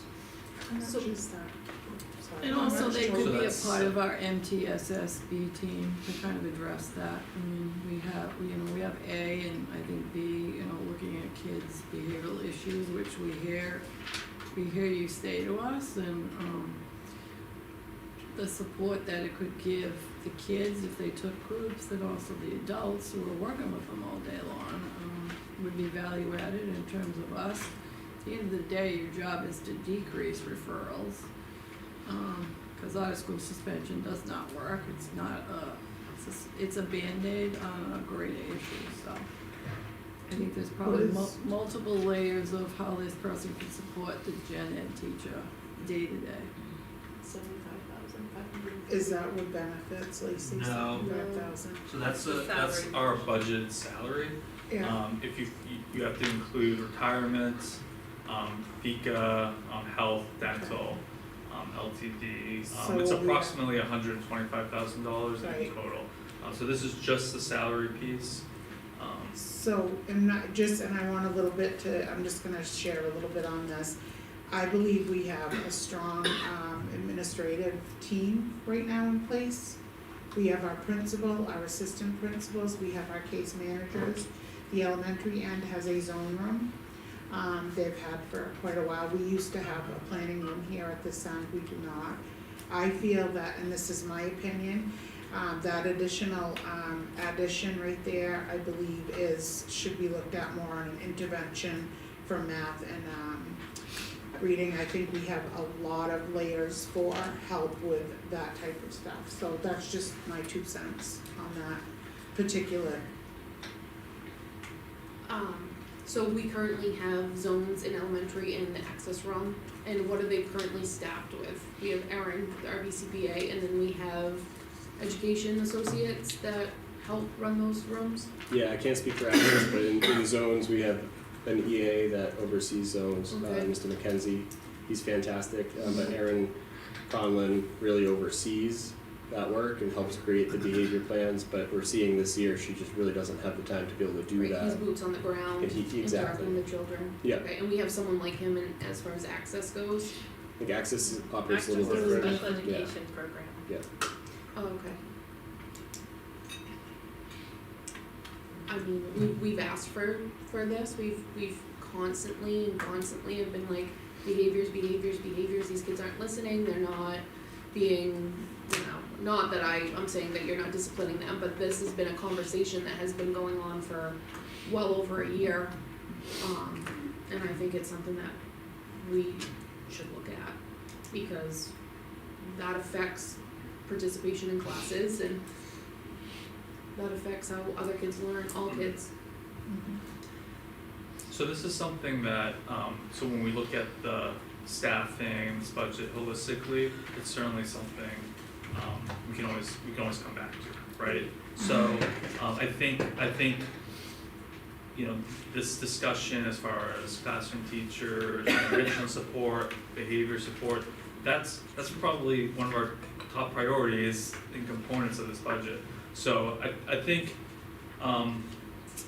it makes sense to come back to this. In the meantime, maybe we move on to try to get through the. Yeah, and you're open, so I can email you 3,000 questions? Absolutely, And you're I gonna will- answer us, Thank you. I will answer, promise? of course I will. Alright, Yeah. I'm holding you to it. No, I'm just, like you said, this is all conceptual and this is an idea that you It guys is. are bringing towards us, and I'm just trying to kind And of I think fit in it's school. worth like letting it sink in and Yes. think about. Thank you. We have more budget meetings, so Yeah. like I think it's good to kinda, think on it and kind of what the implications are, what we want as a school going forward.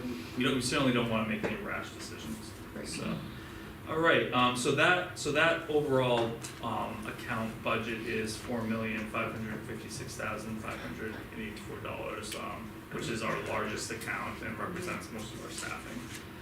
So the next following pages are a listing of all those staffing, and then we move on to page 9, which is our educational associates. So Maria, you raised a point about EAs in the classroom. So we Yes. are budgeting $269,238 for general education, educational associates. And what this does is we are budgeting for an EA in every kindergarten class and every first grade class.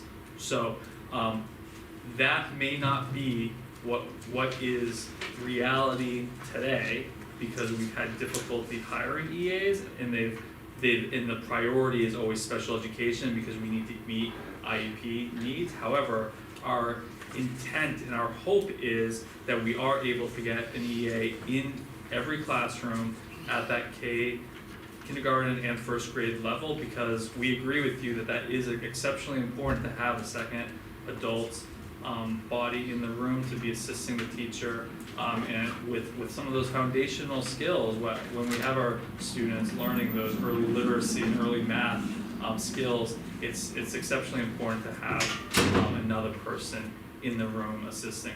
We as you know, we did pass the CESPA CBA last year. This was year one. Year two is another increase in compensation.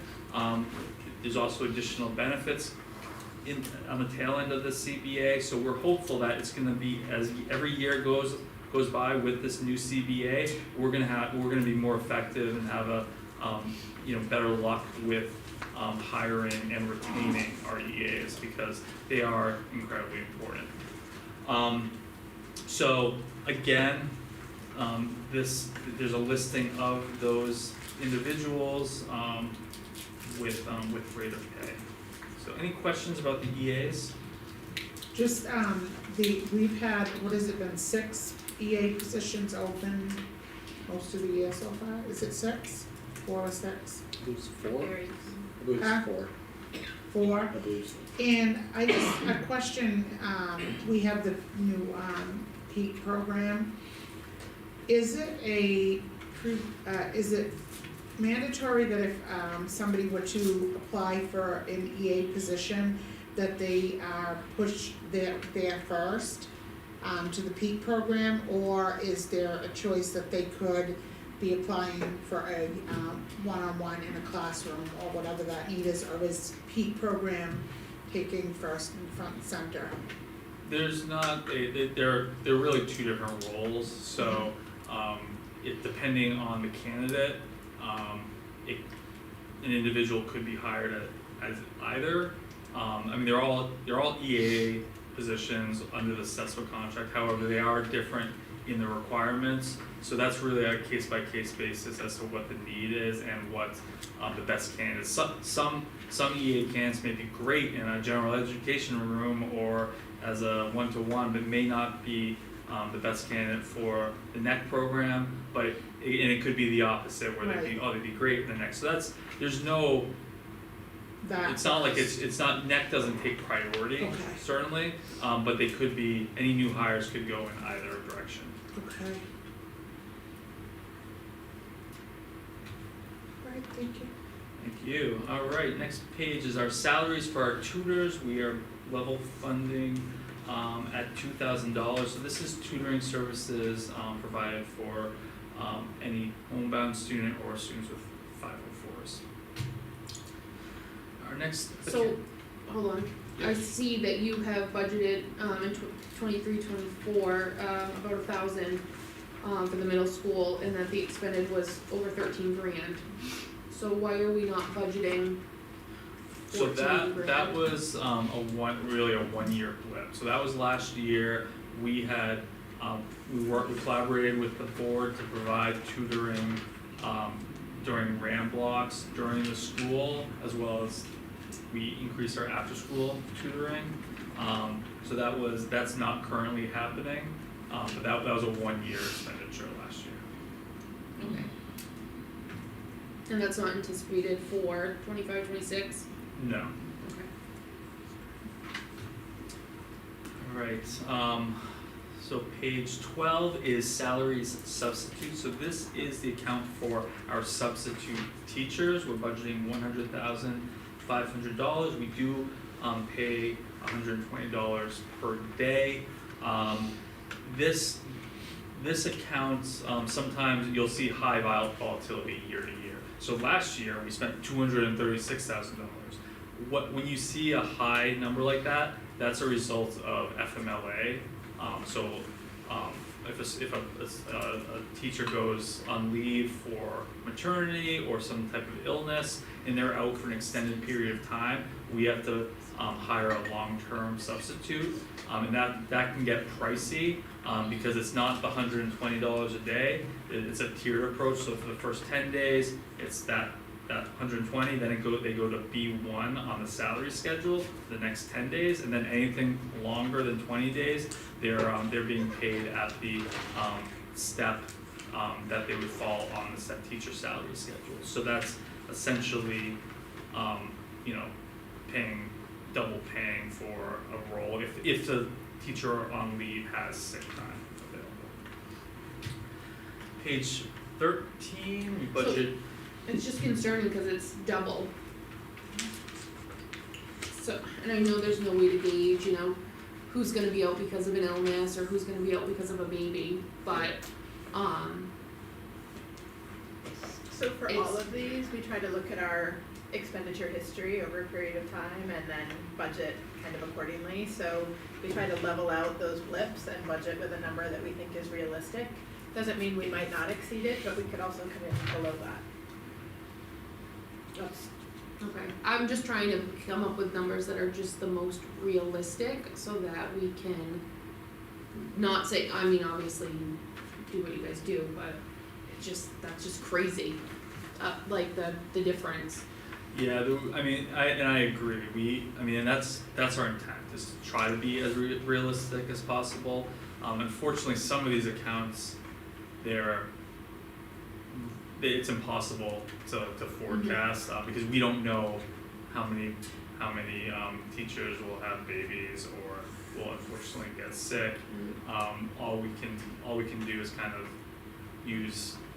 look at the history over an extended period of time and kind of create averages, similar to like we always used to joke about snow removal. Well, is it going to be a snowy winter, right?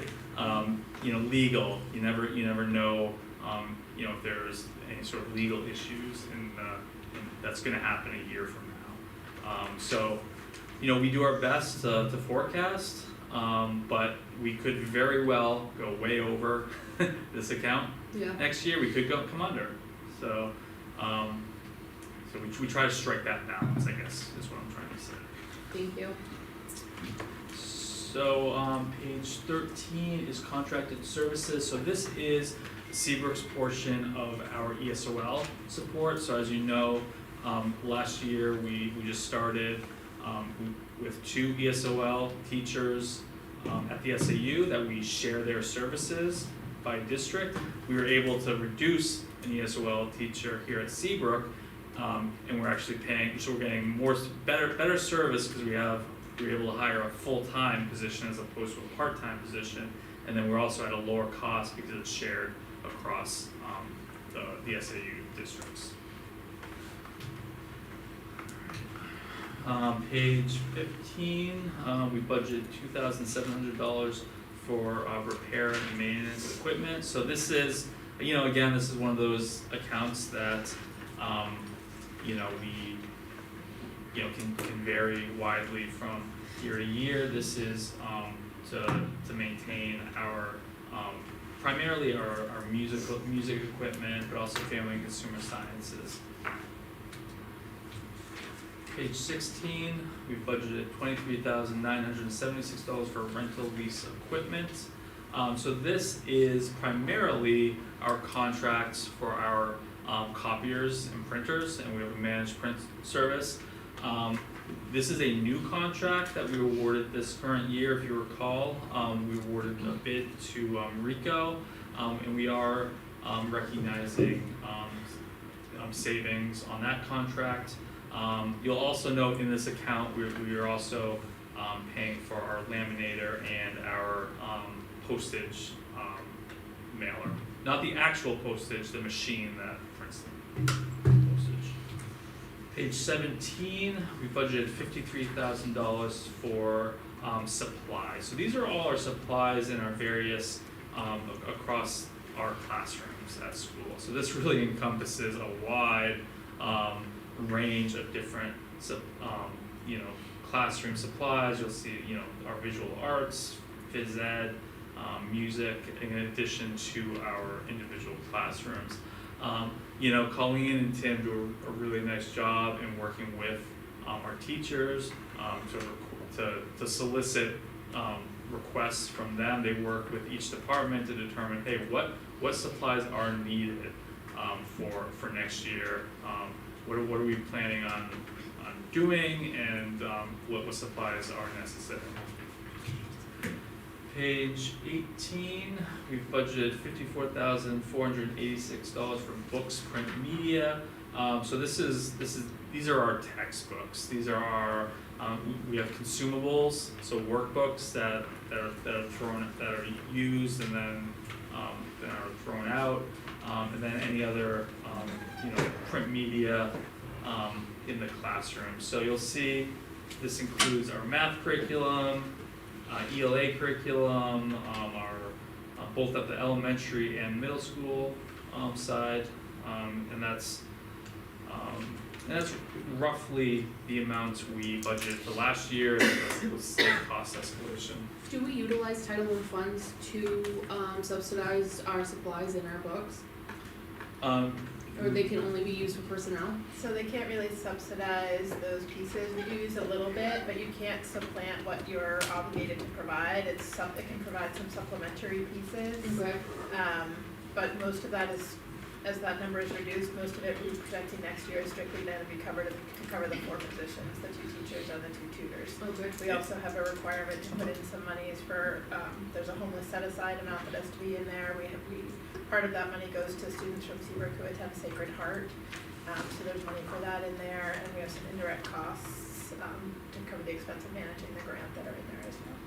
And you'll see on these pages, if we do plan on utilizing any title funds or IDA funds, any grant funding, we'll note it at the bottom. Okay, just cause when I'm going through AP, I see a lot of times, things are bought and it says, Title I funds or, so Yeah. I was just trying to see how we can, Yeah, and that's Utilize. exactly how it, yeah.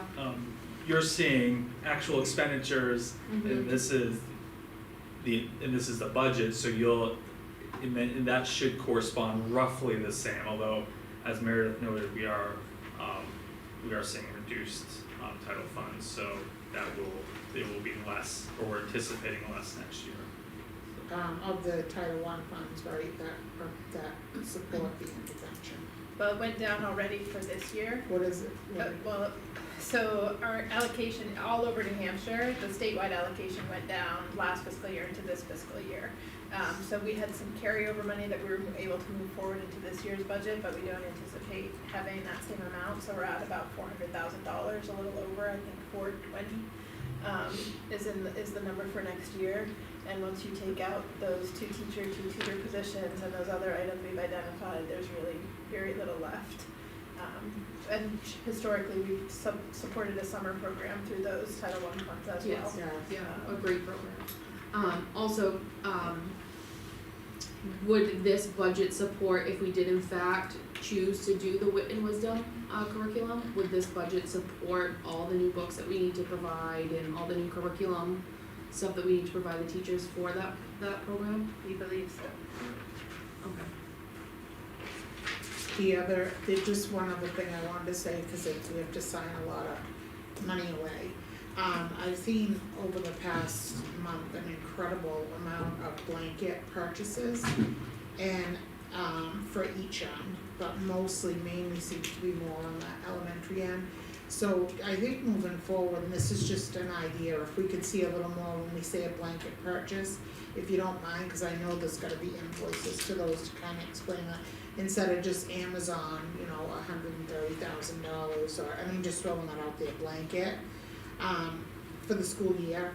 just if we could have just a little bit more information, so I know, cause I saw kind of repetitive, I saw that a few times in So a I row. think what you're referring to is blanket POs. Yeah. So that's the total amount that we're anticipating you expending from Amazon, for example. But when you look at those manifests, the AP manifests, it'll have the blanket PO, but then in the preceding pages, there'll be backup of what we're expending. It won't be the full $100,000. Right. It'll be whatever we're expending out of that $100,000 Oh, that okay. month.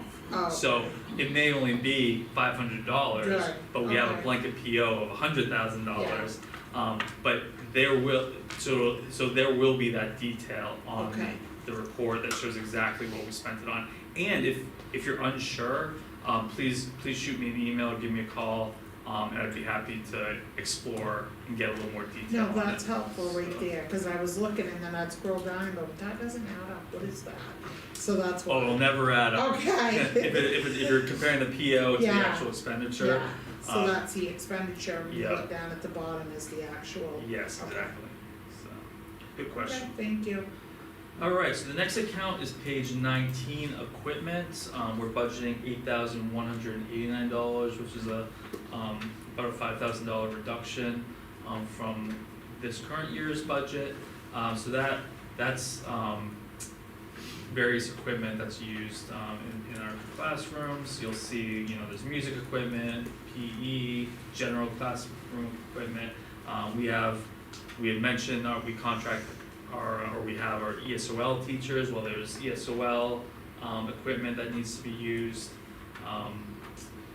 And I'll note, so these are kind of big, like kind of headings, like a summary of, hey, we're spending $400 in music equipment.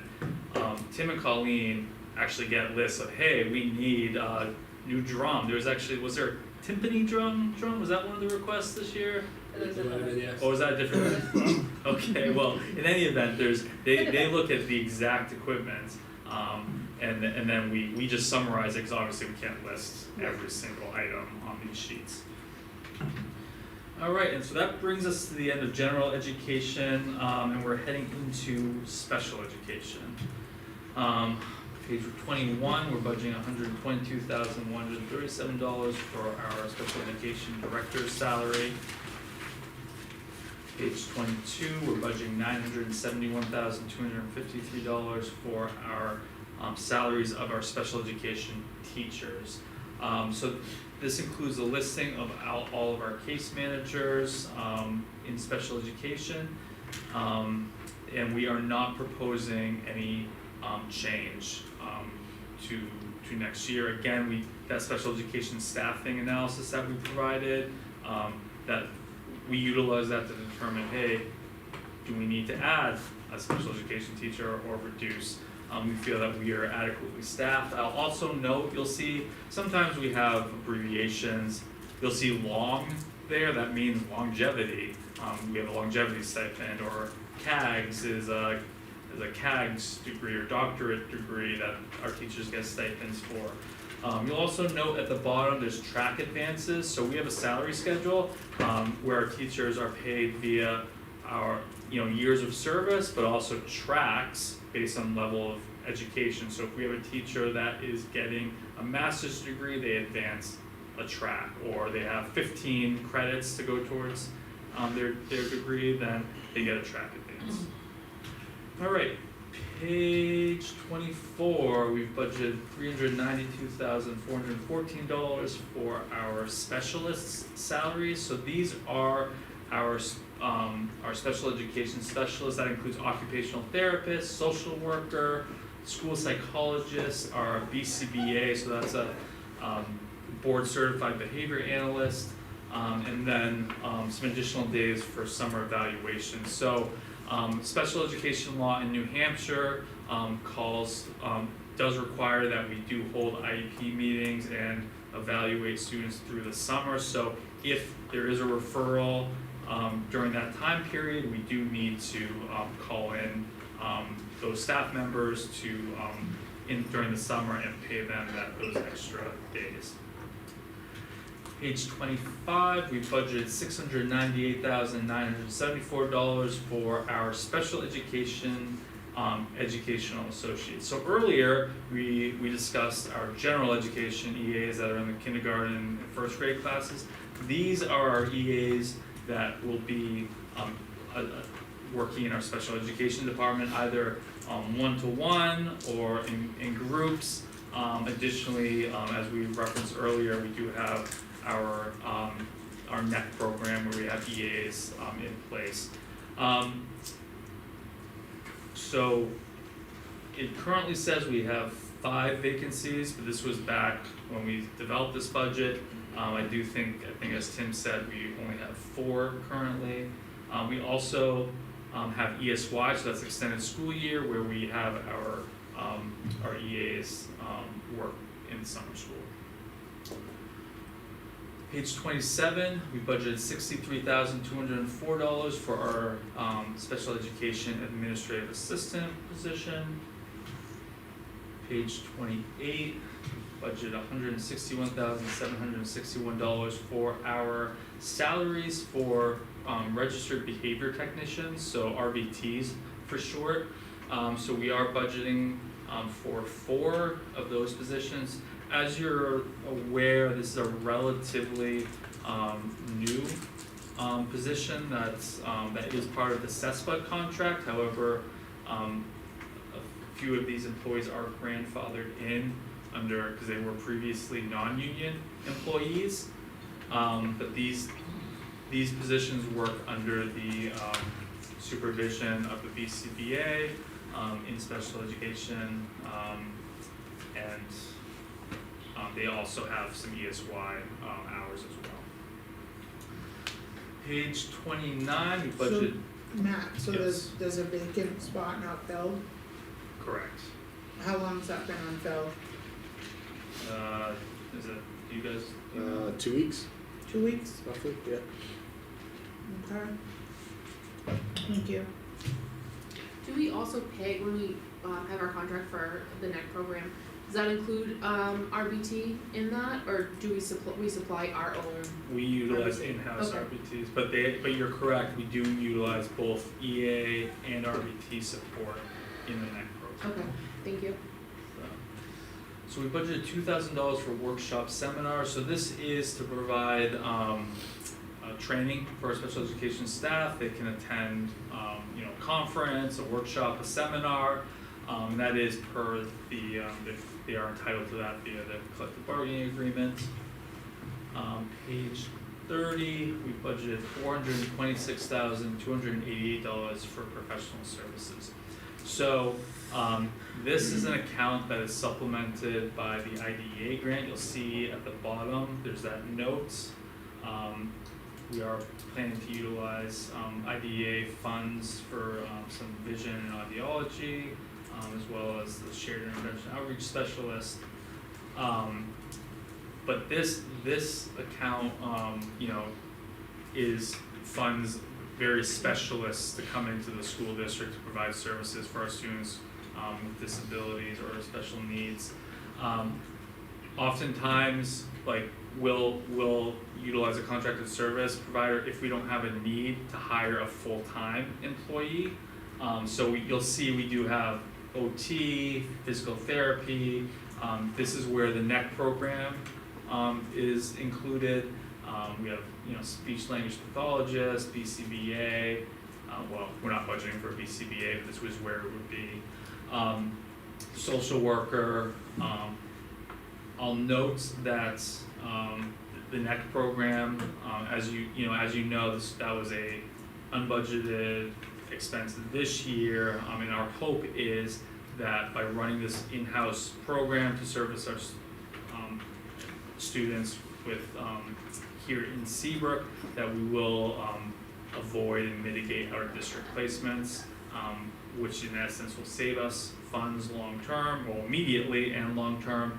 I'll also note we do have the social worker contracted services in this budget. We had indicated last year when we did the budget that if we were unable to hire a social worker, that we would have to contract out some of those services. We have been able to supplement that a little bit with our SAU-wide social worker and just having all hands on deck. However, we actually just we're in the process of contracting one for this year for about $25,000, and we do anticipate the need for next year to contract out some services just to meet the IEP needs of the service of the students. You'll see that in the special education staffing analysis, that those social worker hours that are required. Page 31, we budgeted $1 in evaluations testing to keep the account open, but we don't anticipate the need. Page 32, we budgeted $30,000 for legal. Again, this is one of those accounts where it can change from year to year. You'll see we spent $68,000 this past year, but we spent $12,000 the year before. So again, we just take an average of actual expenditure history. And this is just for special education? That's specific to special education. Okay. And we utilize Drummond and Woodsum as our law firm for special education cases. Okay. Page 33, we've budgeted $1,750 for rental lease equipment. So I mentioned the copier printer contract. That's for general education. This is the one printer in our special education department. We do separate that out. Page 34, we budgeted $596,718 for tuition. So this is tuition that we pay for out-of-district placements for students that do require specialized services that we cannot provide here on site. And we have included a listing of the schools, the cost. You'll see that we're currently projecting 6 students for next year. This does have a cost from the tuition side, but you will also see a corresponding transportation cost for these students to attend these schools that are out of Seabrook. Yeah, that's $596,718, that's out of our control. Correct. So, actually, this entire department of special education expenditures. So, it is based on services that we need to provide based on state and federal law. So there isn't a whole lot of discretion with these accounts. So when you see these numbers, they're not, because I noticed one is in district, Hampton Falls. They're not necessarily IEPs, or it could be other reasoning hardships, or is it This is all special education. okay? All right, thank you. Alright, page 35, we budgeted $2,500 for travel reimbursement. So this is for our staff to travel to some of those out-of-district placements, but also for them to travel to a conference or a workshop that they may attend for professional development.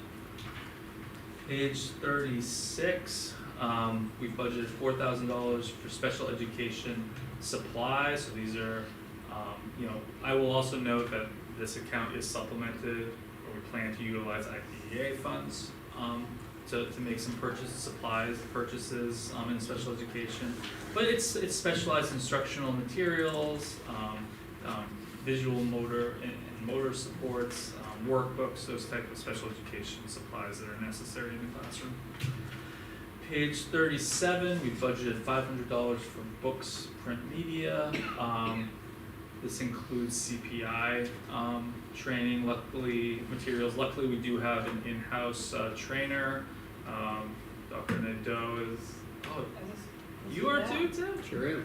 Oh, we're seeing savings all over the place. See, there you go, more than one hat. How did I not know that? So these are, this is for books purchases. Page 38, I'm sorry, I'm having difficulty seeing the screen. Not only is it a bad angle, The but lights also were on too. it's Do you hard have for one me of to these? admit, but I'm getting a little older, You might and need I've some of noticed these. I'm having, Exactly, I've noticed at night I'm having difficulty reading like my phone and That was certain me at the joint texts. board meeting, doing this the whole entire time. The strain in your eyes. And I'm So- only 22, Again, me too. What did you say? Oh, right, that makes me Lacey, 20 years the younger. two of I'm us. good. yeah, right? Woohoo! Man, but yeah, I'm Yay. definitely fighting it, but I'm It's tough. it is. And I will tell you also, there's always, whenever there's a camera in the room, it's always behind me. Watch any video that's always watch. I have a nice big phone that it's like zeroes in on every time. Doesn't matter where I am. It's amazing. Oh, boy. So I digress. So we are budgeting $5,000. Yeah, I know what helps, it's kind of like. If you wanna shut the light off, you can. It's just I'm old. Okay. So we are budgeting $5,000 for equipment, so this would be adaptive equipment, furniture that's necessary for our special education students. Page 39, we are budgeting $2,525 for dues and fees, so this is really our membership dues for professional organizations, for our special education staff. And that brings us to the end of special education, and into student activities. Yay. This is a fun one. Yeah. Not that special education isn't fun, but page 41, we've budgeted $63,061 for salaries, coaches, and advisors. So this is an increase. However, as much as an increase can be, this is a positive increase, because what this means is we are getting some really great participation in our extracurricular Yeah. activities. So the reason we only budgeted $48,000 last year was because even though we have a list of all of our stipends for our coaches and our advisors, we would always under budget for that account because we knew we wouldn't be filling every single group, every single sport. Now this year we are we're having student participation for all of these activities, so that's great, but it also means that we have to budget for the full amount. There's also an annual increase for the CBA that corresponds with the cost of living adjustment that they receive for their salaries. Being the rep for the stipend committee, we just actually did a little change up on that and brought it to the board, but I just wanna say that we have A and B teams. For the fall teams, we had upwards to 20 kids on every team. I think field hockey was 13. Soccer, volleyball, soccer boys, soccer girls. And I wanted to also say that we brought that up at the meeting, Matt was there, about the number of kids that come out to play sports in Seabrook. And looking forward, trying to project the spring softball, kind of this board to talk a little bit about how we could fund for an A and B team. Also for that, for baseball and softball, cause we're gonna have a big turnout. We had 2 teams that age group, 4 teams maybe, and it was a lot of kids.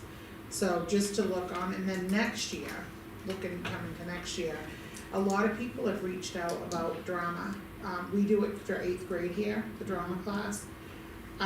The other schools do 5th, 6th, 7th, 8th, and it's amazing, and I'd like to kind of look and see if we could focus on that a little more, cause some kids like to do that versus, the other things that we have to offer, so just kind of looking into it instead of solely just for 8th grade, if we could expand that, and we talked about the stipend and things like that. Matt, what did we do exactly to Yeah, put so that we weren't doing? We created this flex activities stipend, so what that means is that the principals have the discretion to utilize that funding for based on need. So like we had discussed drama, like additional athletic teams, National Honor Society, but it can change from year to year. So whatever the need is in that year, the principals can utilize those funds for that particular stipend. The other thing is, if there's ever a need to add any type of activity, we can always bring that to the board and ask permission to add funding if we have available funds. So even though this is a CBA item where we have specific amounts, the union, we can always propose additions. We can't just arbitrarily reduce any of these, but we can bring forth any additions. So that's always an option as well. Alright, page 43, we have $1 in speakers, just to keep the account open.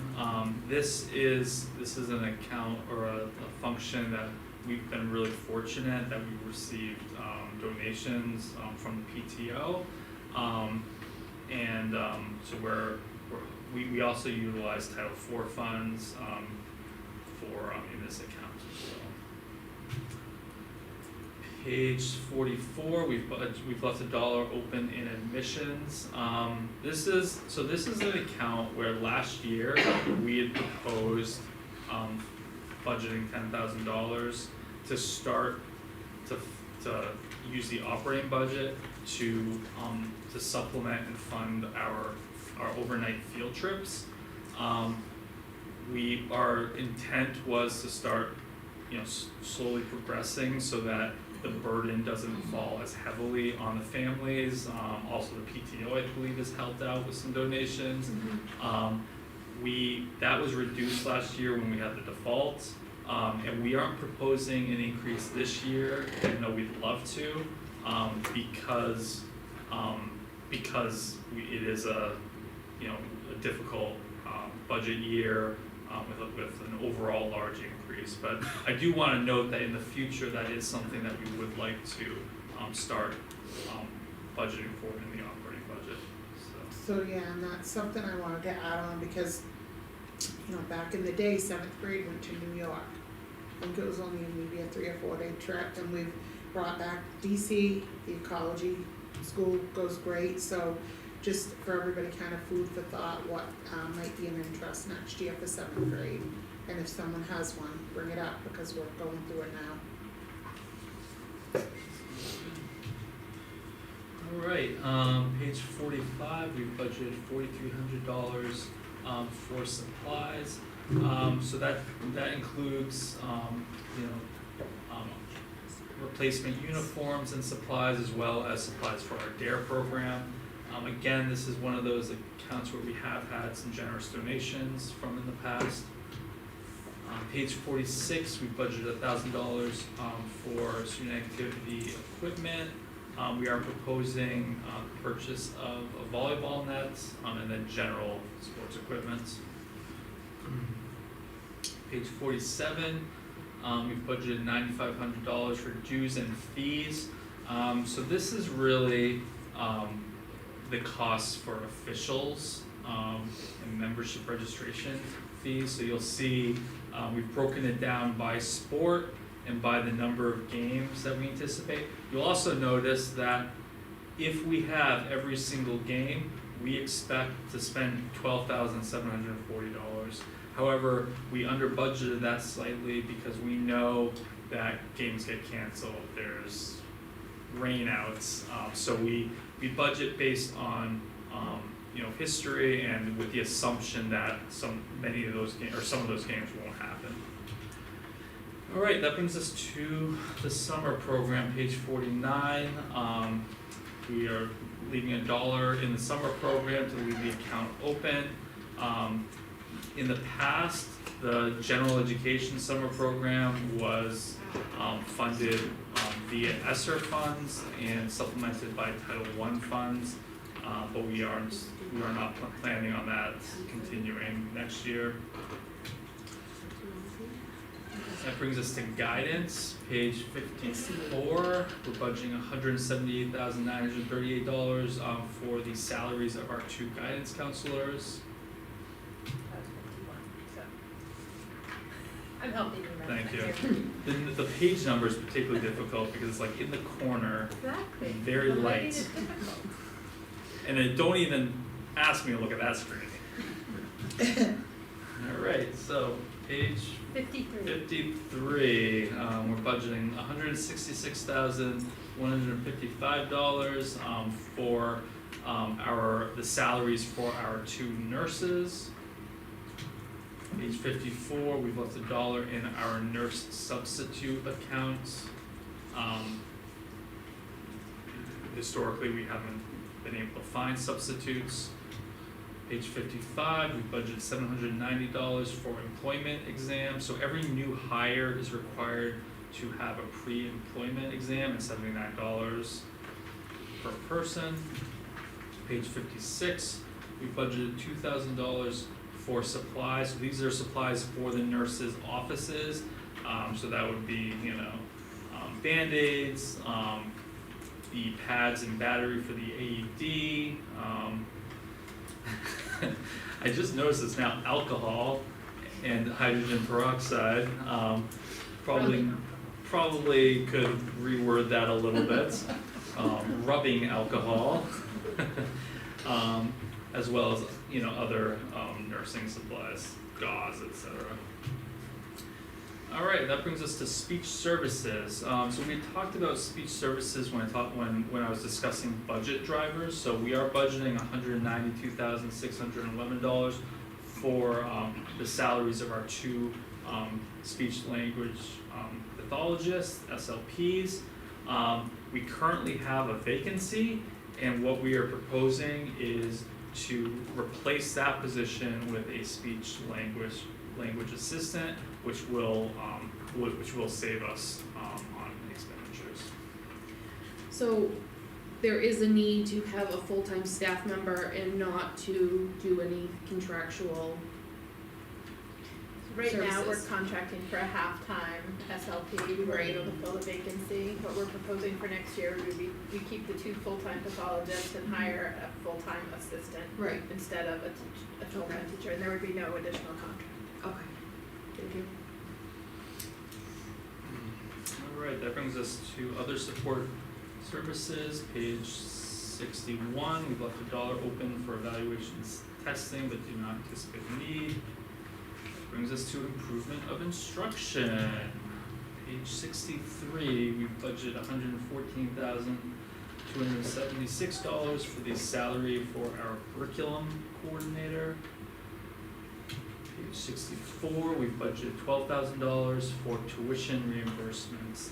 So tuition reimbursement is part of our contractual obligation to our teachers who decide to seek professional development by taking graduate level courses.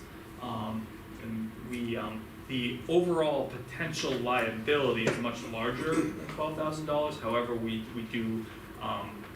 know our teachers that are either in a program or have indicated that they are interested in taking a graduate course, and we budget accordingly. Page 65, we budgeted $13,530 for testing.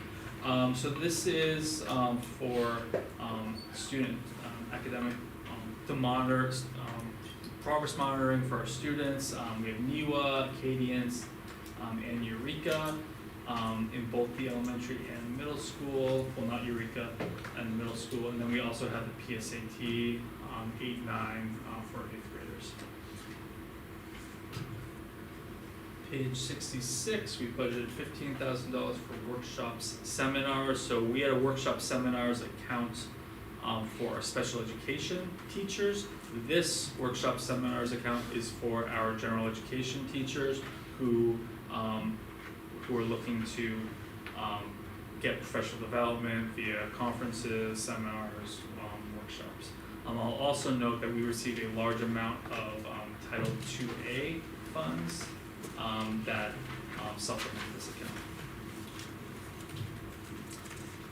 Page 67, we budgeted $600 for professional development for our CESTA unit. So that's for our educational associates. Per their contract, they are also entitled to seek professional development that we reimburse them for.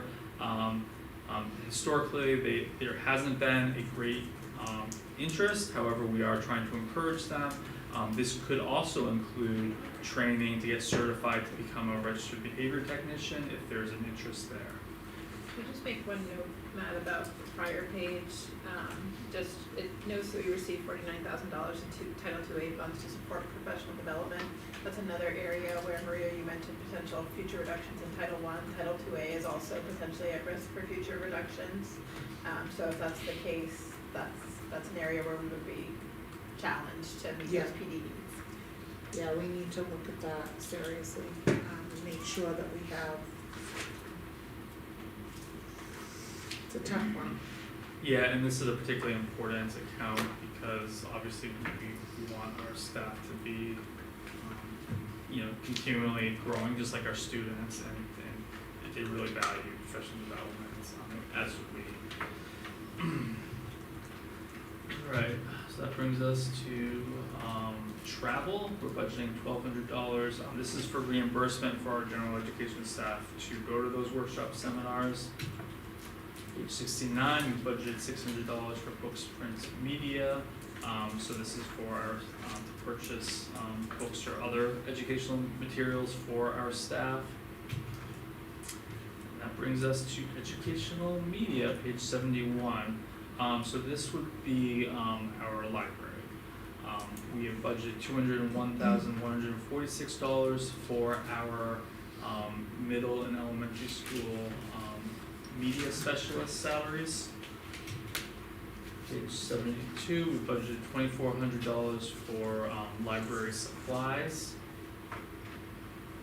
I just wanted to, can I say one thing, No, about that, please? of course. About the page 71, being involved the last couple of years with the middle school. I'm not sure people realize, cause they think of a librarian as you just go in and you get your books and you sign them in and out.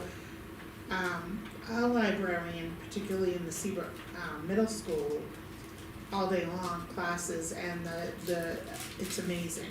Like, I have never seen anything like it, the things that the kids do, so it's kind of a fun, hands-on learning. It's different from what I remember the middle school library to be, so it's really a class every day, It is, it's part all of the day. UA schedule. It's really a really great benefit to Seabrook. I know my kids' schools, they don't even have librarians. Yes, So you really see a difference, and I'm jealous when I see what we offer here at Seabrook. it's amazing. So, good points. Page 72, we budgeted $2,400 for our library supplies. Page 73, we budgeted $12,800 for books, print, media. So this is to actually purchase books for our library. And that brings us to the end of educational media. We are into technology on page 75. We are budgeting $99,969 for our elementary school computer teacher salary. Page 76, we're budgeting $98,037 for the salaries for our systems administrator, as well as the computer technician part-time position. I'll note, I'm sure you're wondering, where are we with the hiring? I knock on wood, I think we're close. We're actually looking at potentially, we're looking, trying to be creative and maybe sharing a position with one of our other schools. But we're trying to work through some of those, where can we potentially create efficiencies? And I know we do have some good candidates. So we're hopeful that we're able to hire. This is a tough position to hire for. It's technology. Most tech people that are in technology can make more money not in schools, right? And then any part-time position, it's difficult because many individuals are looking for benefits and to work full-time. So we're hopeful that we will have someone that will be who's starting soon. I know Dan is really under the fire with trying to keep our technology services afloat at the time. Good, okay. Alright, page 77, we budgeted $400 for workshop seminars, so this is for our technology team to get PD. Page 78, we've budgeted $3,000 for repair and maintenance of our various technology. So this would be, our computers, projectors, printers, and we do have some technology that's aging that we do anticipate additional repairs. Page 79, we budgeted $2,500 for supplies, so that includes our copier printer supplies, computer and office accessories, as well as headphones for students. Page 80, we've budgeted $13,364 for information access fees. So what this is our internet as well as our phone. You'll notice there's no Comcast or Xfinity listed here, which I'm very happy about. I'm not a huge fan. We are recognizing savings by using consolidated. Page 81, we budgeted $89,258 for software license support. So this encompasses a few pages. It includes all the software that we use, both at the administration level, curriculum, special education, and you'll see it's itemized by every piece of software that we're utilizing. We spent a lot of time scrutinizing this list and how we're utilizing some of the software, particularly on the curriculum side. Where do we want to invest in? Where can we, is there software that maybe we're not using that we can reduce? But there's a lot there. As you know, our world is, we're definitely in the technology focused area. On that page right there, I wanted to bring something up, cause I know I've shared it with the administration. I think parents are a little overwhelmed, cause with so many choices, Power School, Google Classroom, and then we have the new Parent Square. I would like to see, and that's just me as a board member, that we pick something that's gonna work for everybody, but this three, it's, and not to mention Power School is a very pricey program, almost 17,000 compared to the other programs that apparently they're saying work great. I haven't tried Parent Square yet, cause I'm just getting through Power School and See, those are, navigating that. the issue to be is honest those are three. They have three very different purposes. So Power School is our student information system. That's where we hold all of our data. Whereas Google Classroom is a platform for our teachers to use for instruction, and Parent Square is merely communication out to our families. Okay. So it's three very different purposes and Yeah. uses. There isn't a solution that does all those things. They're very different. So while I completely appreciate that, because I'm a parent and I know there's so many different logins for different purposes, unfortunately I don't think that there's gonna be a solution to that problem, because there's no software that can do everything. And we have, cause we do 1, 2, 3, 4, on Power School, what we, had noticed not too long ago, that if you lifted that other layer, you could actually see grades. So if a student's getting a 3, but they may be getting a D for a grade, and that disappeared, I don't see that anymore, so I don't know if it's cause it was inaccurate or what, but it's That no was longer there. meaningless. There was an error with that. There's some sort of issue with the algorithm where it created some arbitrary grades that were not representative of actual grades. I apologize that that happened. We weren't aware of it until actually at a Seabrook board meeting here. Had no idea that was happening, but it is in no way were those grades representative of actual grades. And I believe we've resolved that and removed it, because it was meaningless data. And we're using all these programs too, I'm looking here. I know some of them were. I'm just looking really quick to see if Alright, so page 83 is technology equipment, we budgeted $40,798. So I will note, you'll see this is about a $20,000 increase. This is because last year, as part of the default budget process, we had reduced it by $20,000.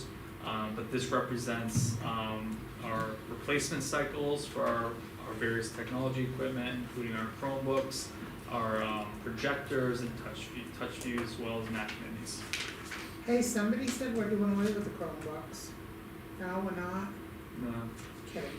But I would like to see less use of them, and I'm not. I thought you were kidding about serious, that. Maria. Uh-huh. I'm like, what? No, Where? because, you know, and we talked about this, I don't know how many times, different people, but, I really, the pencil to paper is like, gotta come back more and more, and we're seeing it this year. Yeah, So hopefully, even though we'll always have them in our yeah. students' lives, I think that the paper to pencil learning is, much better than Chromebook And I think stuff we is- agree, we tough. agree with that, cause certainly there needs to be a balance, and, there needs to be both components. There's always gonna be both, but we need to strike Yeah. that balance, and I think we're trying to work through that, and I hope that we're starting to see an improvement there. Good. Alright, moving on to support services, page 85, we're budgeting $86,580 for contracted services, so this, we have an increase in with our contract with Seabrook Police Department. They supply our school resource officer, that we reimburse them for. We also have, our language translator and, a student assistance program, as well as audiology and consultation services. Page 87, we've budgeted $32,065 for our district officers' salaries. So this is the stipends for our school board members, our treasurer, clerk, moderator, and recording secretary. Page 88, we budgeted $8,000 for our legal account. Again, one of those accounts that can vary from year to year based on need. Page 89, we budgeted $12,900 for audit. So this is for us to fund our third-party auditor. That's Plodzik and Sanderson. As you know, they come on site on an annual basis and review all of our financials. They look at our POs, our invoices, policies. They interview the various stakeholders and conduct a comprehensive audit with financial reports. This is part of a 5-year contract. Alright, page 90, we budgeted $1,950 for the annual meeting. This is primarily to pay for the coding and printing of our ballots for voting day, which is the second Tuesday in March. We also print out the annual report, and this is the salaries to the election workers. Page 91, we budgeted $650 for postage. I had mentioned the postage machine earlier this evening. This is the actual postage when we send out mailers out to the community. Page 92, we budgeted $250 for advertising. So this is for us to post ads for hiring, for vacancies, as well as to post legal notices in the paper. We're required to do so for any public hearing. Page 93, we budgeted $4,275 for dues and fees. So this is our membership to the New Hampshire School Boards Association and subscription service. Page 94, we budgeted $1,800 for other expenses. So this is for to reimburse school members for any workshop fees or conferences. It also will provide funding for if we have a retirement, buy a retirement gift for a teacher, any recognition awards, if we have any sort of tragedy where someone loses a loved one, we give maintenance and flowers, those type of expenditures. That brings us to SAU services, page 96, we're budgeting $656,097. This is Seabrook's portion of the SAU budget. As you know, we just went through the budget process for the SAU, and had a public hearing, to approve that budget. That was a 0.39% increase. However, Seabrook's, allocation actually is a very slight, about $1,500 decrease. That's because the calculation or the formula is based on enrollment and property valuation. So depending on Seabrook's enrollment and property valuation relative to the other districts, it could go up or down. In this case, we actually went down slightly.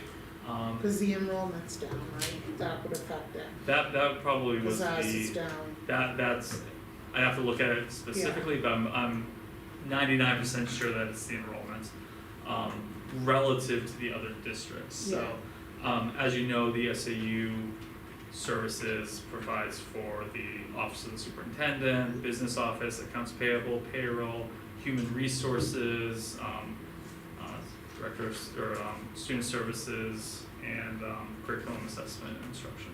Can I ask Matt, I see the one kinda at 104,837, can you tell me out of that, how much, Seabrook's The- portion yeah, the is, it's Seabrook just portion. under 30%, so what is that? like 29%, so, well, I can You don't have to give me exact, just a rough. give you a ballpark, Yeah. which will be very close, Yeah. roughly 303. So, yeah, so, close to $1 million between that and that, okay, thank you. You're welcome. Alright, that brings us to school administration, page 98, we budgeted $489,104. This represents the salaries for our middle school principal and assistant principal, as well as our elementary school principal and assistant principal. Page 99, we budgeted $206,764 for the salaries of our administrative assistants. So this is 2 administrative assistants at the middle school and 2 at the elementary school. Page 100, we budgeted $3,000 for workshop seminars. So you've seen a couple workshop seminars accounts. This is for our administrators to get to attend conferences, seminars. Page 101, we budgeted $1,800 for the telephone account. So this is actually for district-owned cell phones that we provide for our facility staff to be on call. Page 102, we budgeted $1,800 for postage. So this is a second postage account for our administration. Again, to send out correspondence to parents, incoming kindergarten information, various materials out to families. Page 103, we budgeted $400 for travel, so that's mileage reimbursements to attend workshops and seminars or other professional development. Page 104, we budgeted $2,200 for supplies in the administrative office. Page 105, we budgeted $5,818 for dues and fees. So this is the various memberships for professional organizations. So that includes the New Hampshire State Principal Association, CPI trainers, Association for Supervision and Curriculum, NELMS. It also includes our shredding fees for documents that need to be shredded. Alright, so that brings us to buildings. Page, Matt, can I ask a quick question before we go Yes. further on that? please. Non-public is on the agenda tonight, and I know that we had something come in late this afternoon. Do we need a little bit of time for that, tonight for an update? Before we, Sorry, trying to take a bathroom break. Oh, sorry. No, go ahead. I just didn't know if you needed a little bit for, non-public I would think it's tonight. 5 minutes at most, but 5 minutes, If- but that's if all right. not. I just wanna keep it on. Okay, thank you. And, all right, so we'll probably break at, I don't know, everybody good for another 15 before we break for that, and then we'll see where we go from there? Cause I know, I hope it's 5 minutes, but you never know. So you wanna stop our budget and do non-public and then come back in and start our budget again? Yeah, and get that taken care of before it gets too late.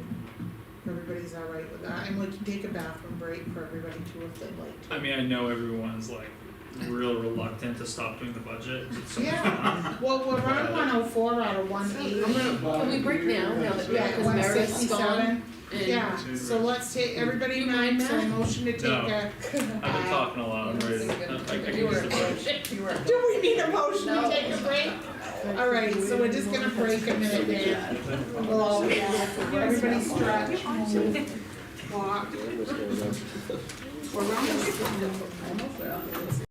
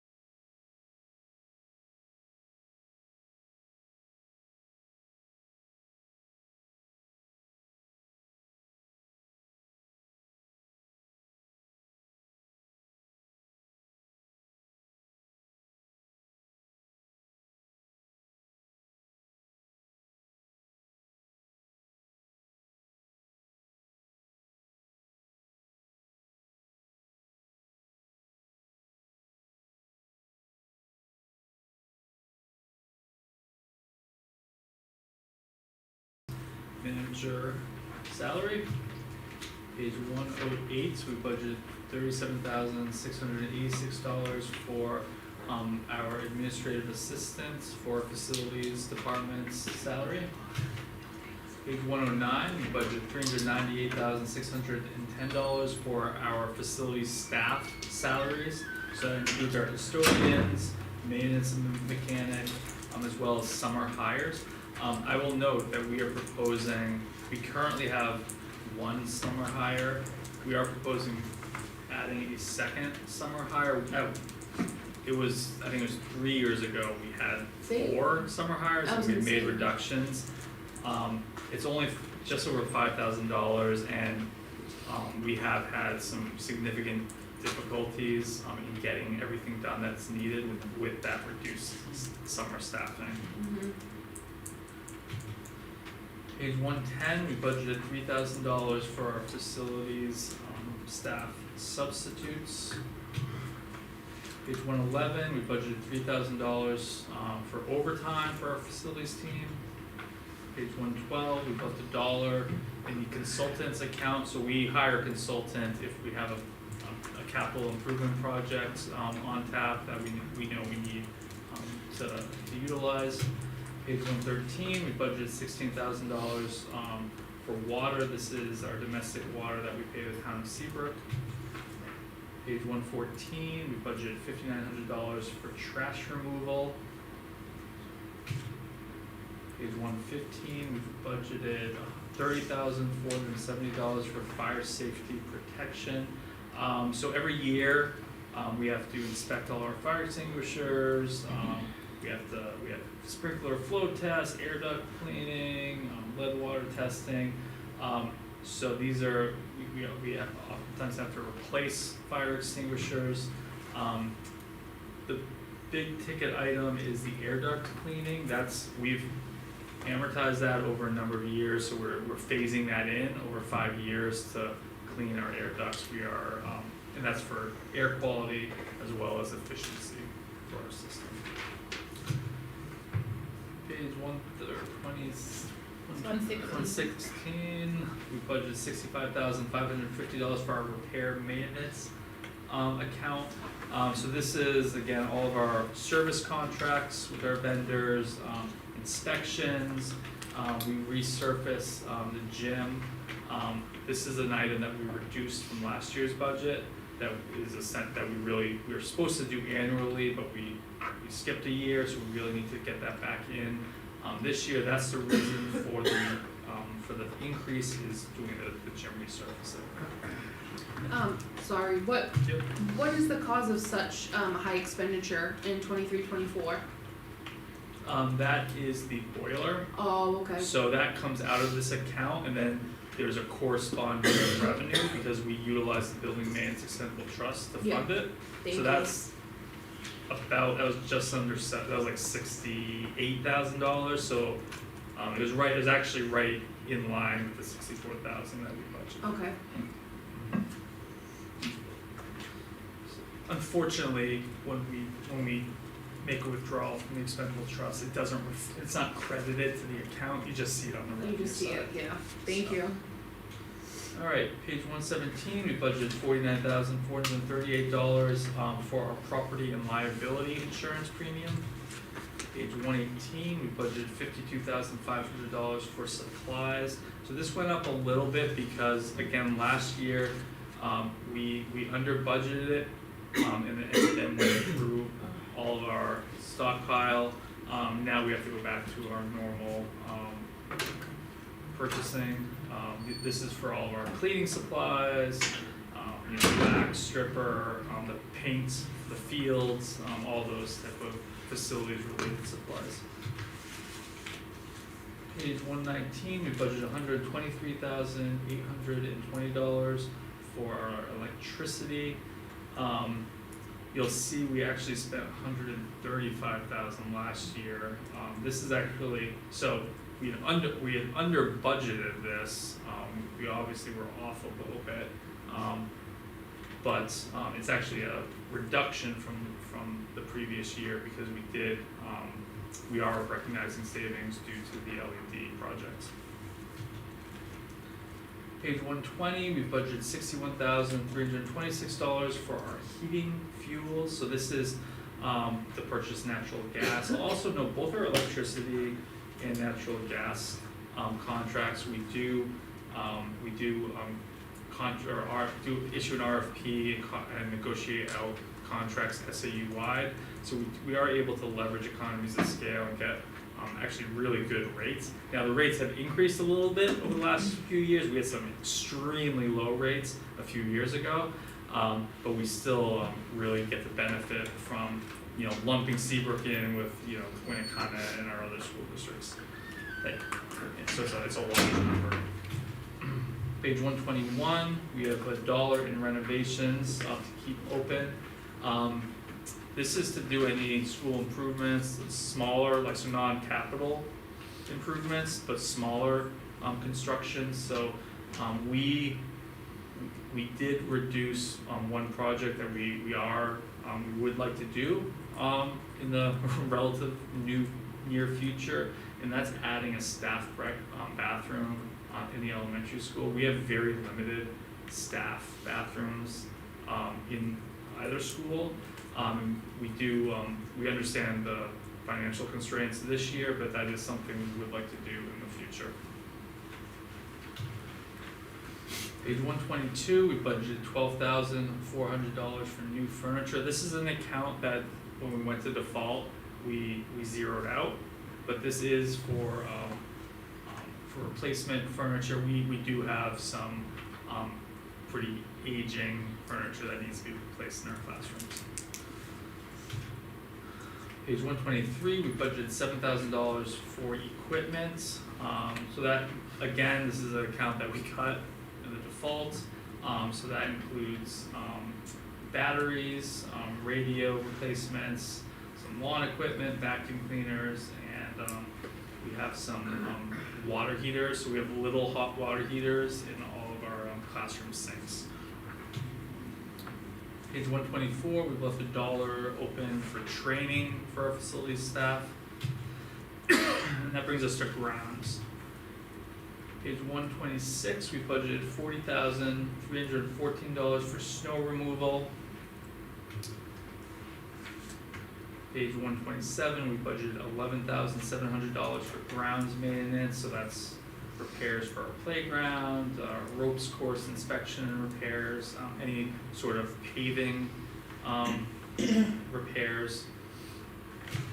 Page 128, we budgeted $5,500 for our supplies, so that would be loam, seed, ice melt, mulch, those type of outdoor expenditures. And that brings us to vehicles. Page 130, we budgeted $3,200 for the maintenance and expenses for our vehicles that we own in districts. So that's like oil changes, inspections, any repairs. And that brings us to transportation. Page 132, we budgeted $741,828 for our general education contract with transportation contract with First Student. As you know, we had reduced a couple of routes last year as part of the default. Knock on wood, it's going relatively well. I'd say that with it's busing is always a challenge, right? We've had a little bit this year too though, right, where they've had to combine buses Yeah, and for things short and periods they of time, really- there has been. Yeah. And it's always a challenge because it's very difficult to find bus drivers. It's not the most appealing job because it's spread out for a couple hours in the morning, a couple hours in the afternoon, something, Yeah, So, we're working through those issues, but, it's and all we do- back to normal. We met the administrators, so Tim, Colleen, the assistant principals, and myself met with First Student and to kind of strategize on how to, approach behaviors in the classroom, how to improve the experience. That's something that we're constantly working at. We also want to recognize how great our bus drivers are. We, you know, I think we're working on doing some sort of appreciation, some meeting to get together with bus drivers, cause they have a tough job, and we really do appreciate what they do.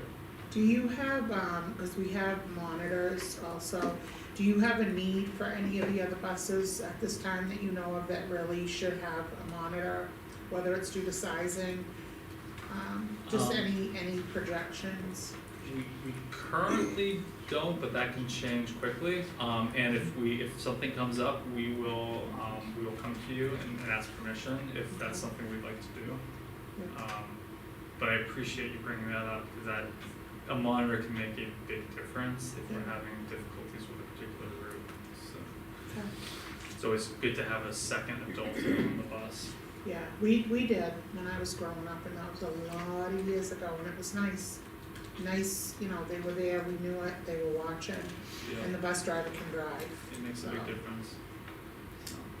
Alright, page 133, we budgeted $374,880 for our special education transportation. I had alluded to this earlier in the evening. This is a pretty, it's over $100,000 increase from last year. This provides our in-district specialized transportation, but also transportation for out-of-district placements, ESY transportation for our special education students, as well as preschool. So that's a pretty significant increase. Page 134, we budgeted $8,500 for our athletic transportation. Page 135, we budgeted $8,000 for our field trip transportation.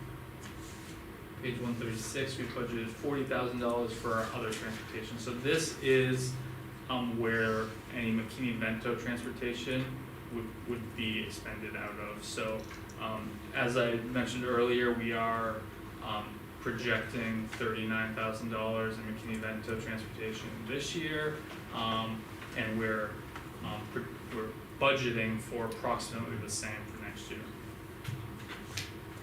That brings us to benefits.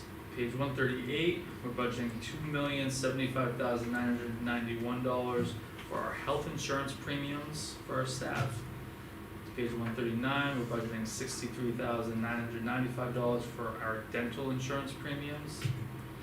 Page 140, we're budgeting $10,343 for our group life insurance premiums. Page 141, we're budgeting $35,935 for our long-term disability insurance premiums.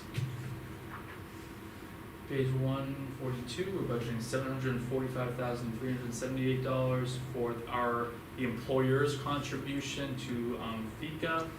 That's 7.65% of all salaries.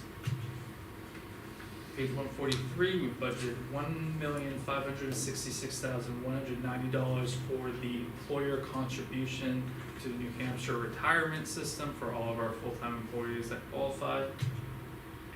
Page 144, we budgeted $6,725 for our unemployment insurance premiums. Page 145, we budgeted $81,598 for our workers' compensation insurance premiums. It's a lot of insurance, huh? Page 146, we budgeted $6,000 for 403B contribution match for our administrators. Page 147, we budgeted $1,700 for dues and fees. So this is the fees that we're responsible for to administer an HSA. So that's a health savings account for any employee that takes part in Lumino's health insurance plan. That's a high deductible plan. And then the FSA, the flexible savings account, for any employee that opts in for the FSA for medical expenditures. Page 149 is debt service. This is actually a really exciting account. This is the principal payment on our bond issue, where we are budgeting $0 for next year. That's because the bond is fully paid. That's a savings of $144,000. And similarly, we're saving on interest, although that's only $900 in savings. So that brings us to the interfund transfer. We're getting there, folks. All we have is food service because the interfund transfer, so we just finished the general fund. The general fund provides, funding for all of our school operations. Then we have the food service fund. The food service fund is separate from the general fund because it's revolving. So it's a self-sustaining fund that's supposed to be paid through revenue that it generates via the USDA reimbursement. We were part of the National School Lunch Program, so we get reimbursed for a free and reduced lunch program. We also get revenue via students and staff paying for lunches. So if we have a deficit in our food service fund, then the general fund needs to pay that difference. And that's what the interfund transfer is. It's essentially the general fund paying for any deficit in the food service fund. So that's budgeted at $2,000 for next year. And the food service fund, real quickly, page 154, we budgeted $86,117 for our school nutrition director's salary. Page 155, we've budgeted $144,171 for our food service staff salaries. Can I comment on that? Look how small that staff is. I'm just looking, cause I like to recognize them also. They're such a small group and they would literally touch every student through food every day. And just one quick question on this if I can. Every year the kids ask me for something. Last year it was chocolate milk. When you get on the board, can you ask about chocolate milk? So one thing that they had asked if there's any way, and it's something to do with Title I for the elementary end, I think, but if we could have, they call it real pizza, even once a month on the menu. Have you heard that? And I mean, the adults here say the pizza's not so bad on Friday, but they were wondering if there's any way, cause I guess last year some classes got real pizza. So I don't know what that is or why, but it's just a thought, and I did look at other menus from other schools and they actually serve Domino's or something once a month and the kids go crazy over it. I don't know if it's a big expense, but I'm just curious, just throwing it in. Yeah, so I think the reason they're calling it real pizza is because the pizza we serve needs to abide by the USDA regulations, which Doesn't have even any oil on we it. serve Lucky Charms, cereal and stuff, Yeah. but it's not the same Lucky Charms that you get at home. And that's the real. So you get different vendors will get they'll alter their recipes to provide to abide by the USD regulations. Yeah. So even Domino's, you can get I don't know if Domino's specifically, but there's certain pizza places that will abide by the USD regulations. You can get it. Now, that doesn't mean you can't go outside of the USDA regulations and do a real pizza. The only thing you need to be aware of is if we were to do something like that, those wouldn't qualify as lunches per the National School Lunch Program, so we wouldn't get reimbursed for that. So that would be an added expense that we'd have to absorb. Now, is it worth it for some free pizza? I don't know. I could use some real pizza every once in a while, right? You'd see the kids go crazy. That's certainly it's just the little something things they ask for, I think the principals can probably go back to We've our talked to Lindsay. food service director and see Somebody what over in this way, I think wants some real pizza. See what Everyone likes real pizza, right? they can There's do. regs that we have to follow. I get real pizza a couple times a week. Yeah, see, yeah. So just throwing it out there, off the track, go ahead, I'm sorry, thank It's you. there's nothing wrong with being fun every once in a while, right? Gotta bring something. Alright, so and I concur with you, our staff is amazing and It's such a they do a small lot, staff so and- thank you for bringing that up, because Yeah. they are wonderful.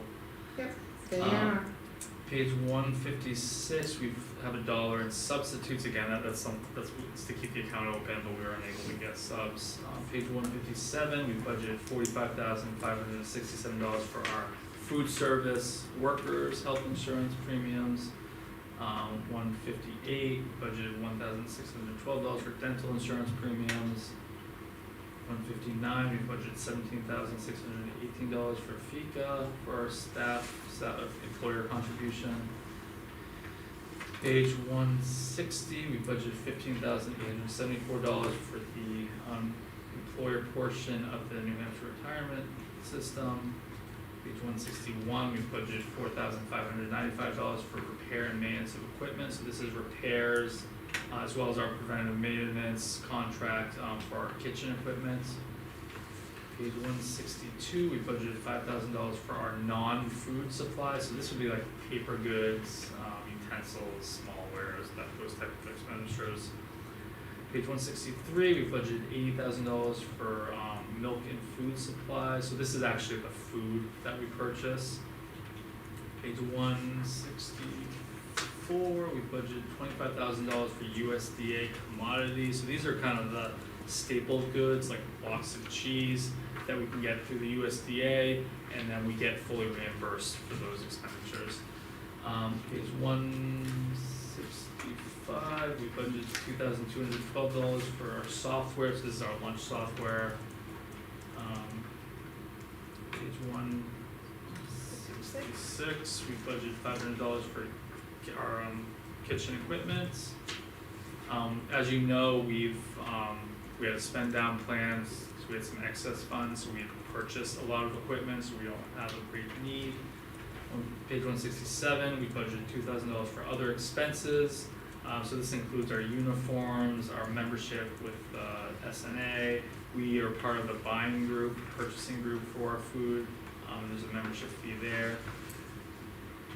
And that is the end of the operating budget. We made it through, so. So we have the operating budget, and we do have, of course you could vote on it, but you might wanna wait until our next budget meeting, so we have some time to digest, and you can ask any questions, we can make some changes if needed. But I do want to bring up the additional warrant articles that we're proposing for this evening, or for this year. The first of which is a warrant article for $29,000 for the purchase of a new truck and tractor. So both this is in the facilities department. Both our truck and tractor are nearing or already there at end of life. We're spending a lot of money on repairs. The tractor we actually wanted to replace a couple of years ago. We spent like $4,000 to kind of get it back up and running. But these are two really important pieces of equipment that we use for trash delivery, snow removal, maintenance of all of our grounds and athletic fields. So this would be a multi-year lease. So this would be year one of the lease at $29,800. So, they desperately need this, and we've talked about it in facilities meetings and stuff like that. My concern is just looking back at last year and how everybody had no problem saying no on a lot of things.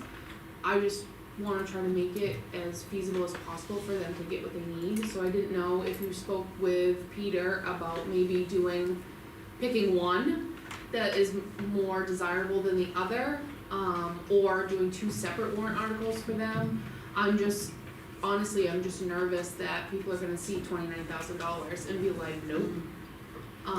So we can do any of those Okay, options. So that's where we lean on you, because you know your community best. If you think it'd make more sense to do two separate warrant articles, it's essentially cutting it in half, or just do one.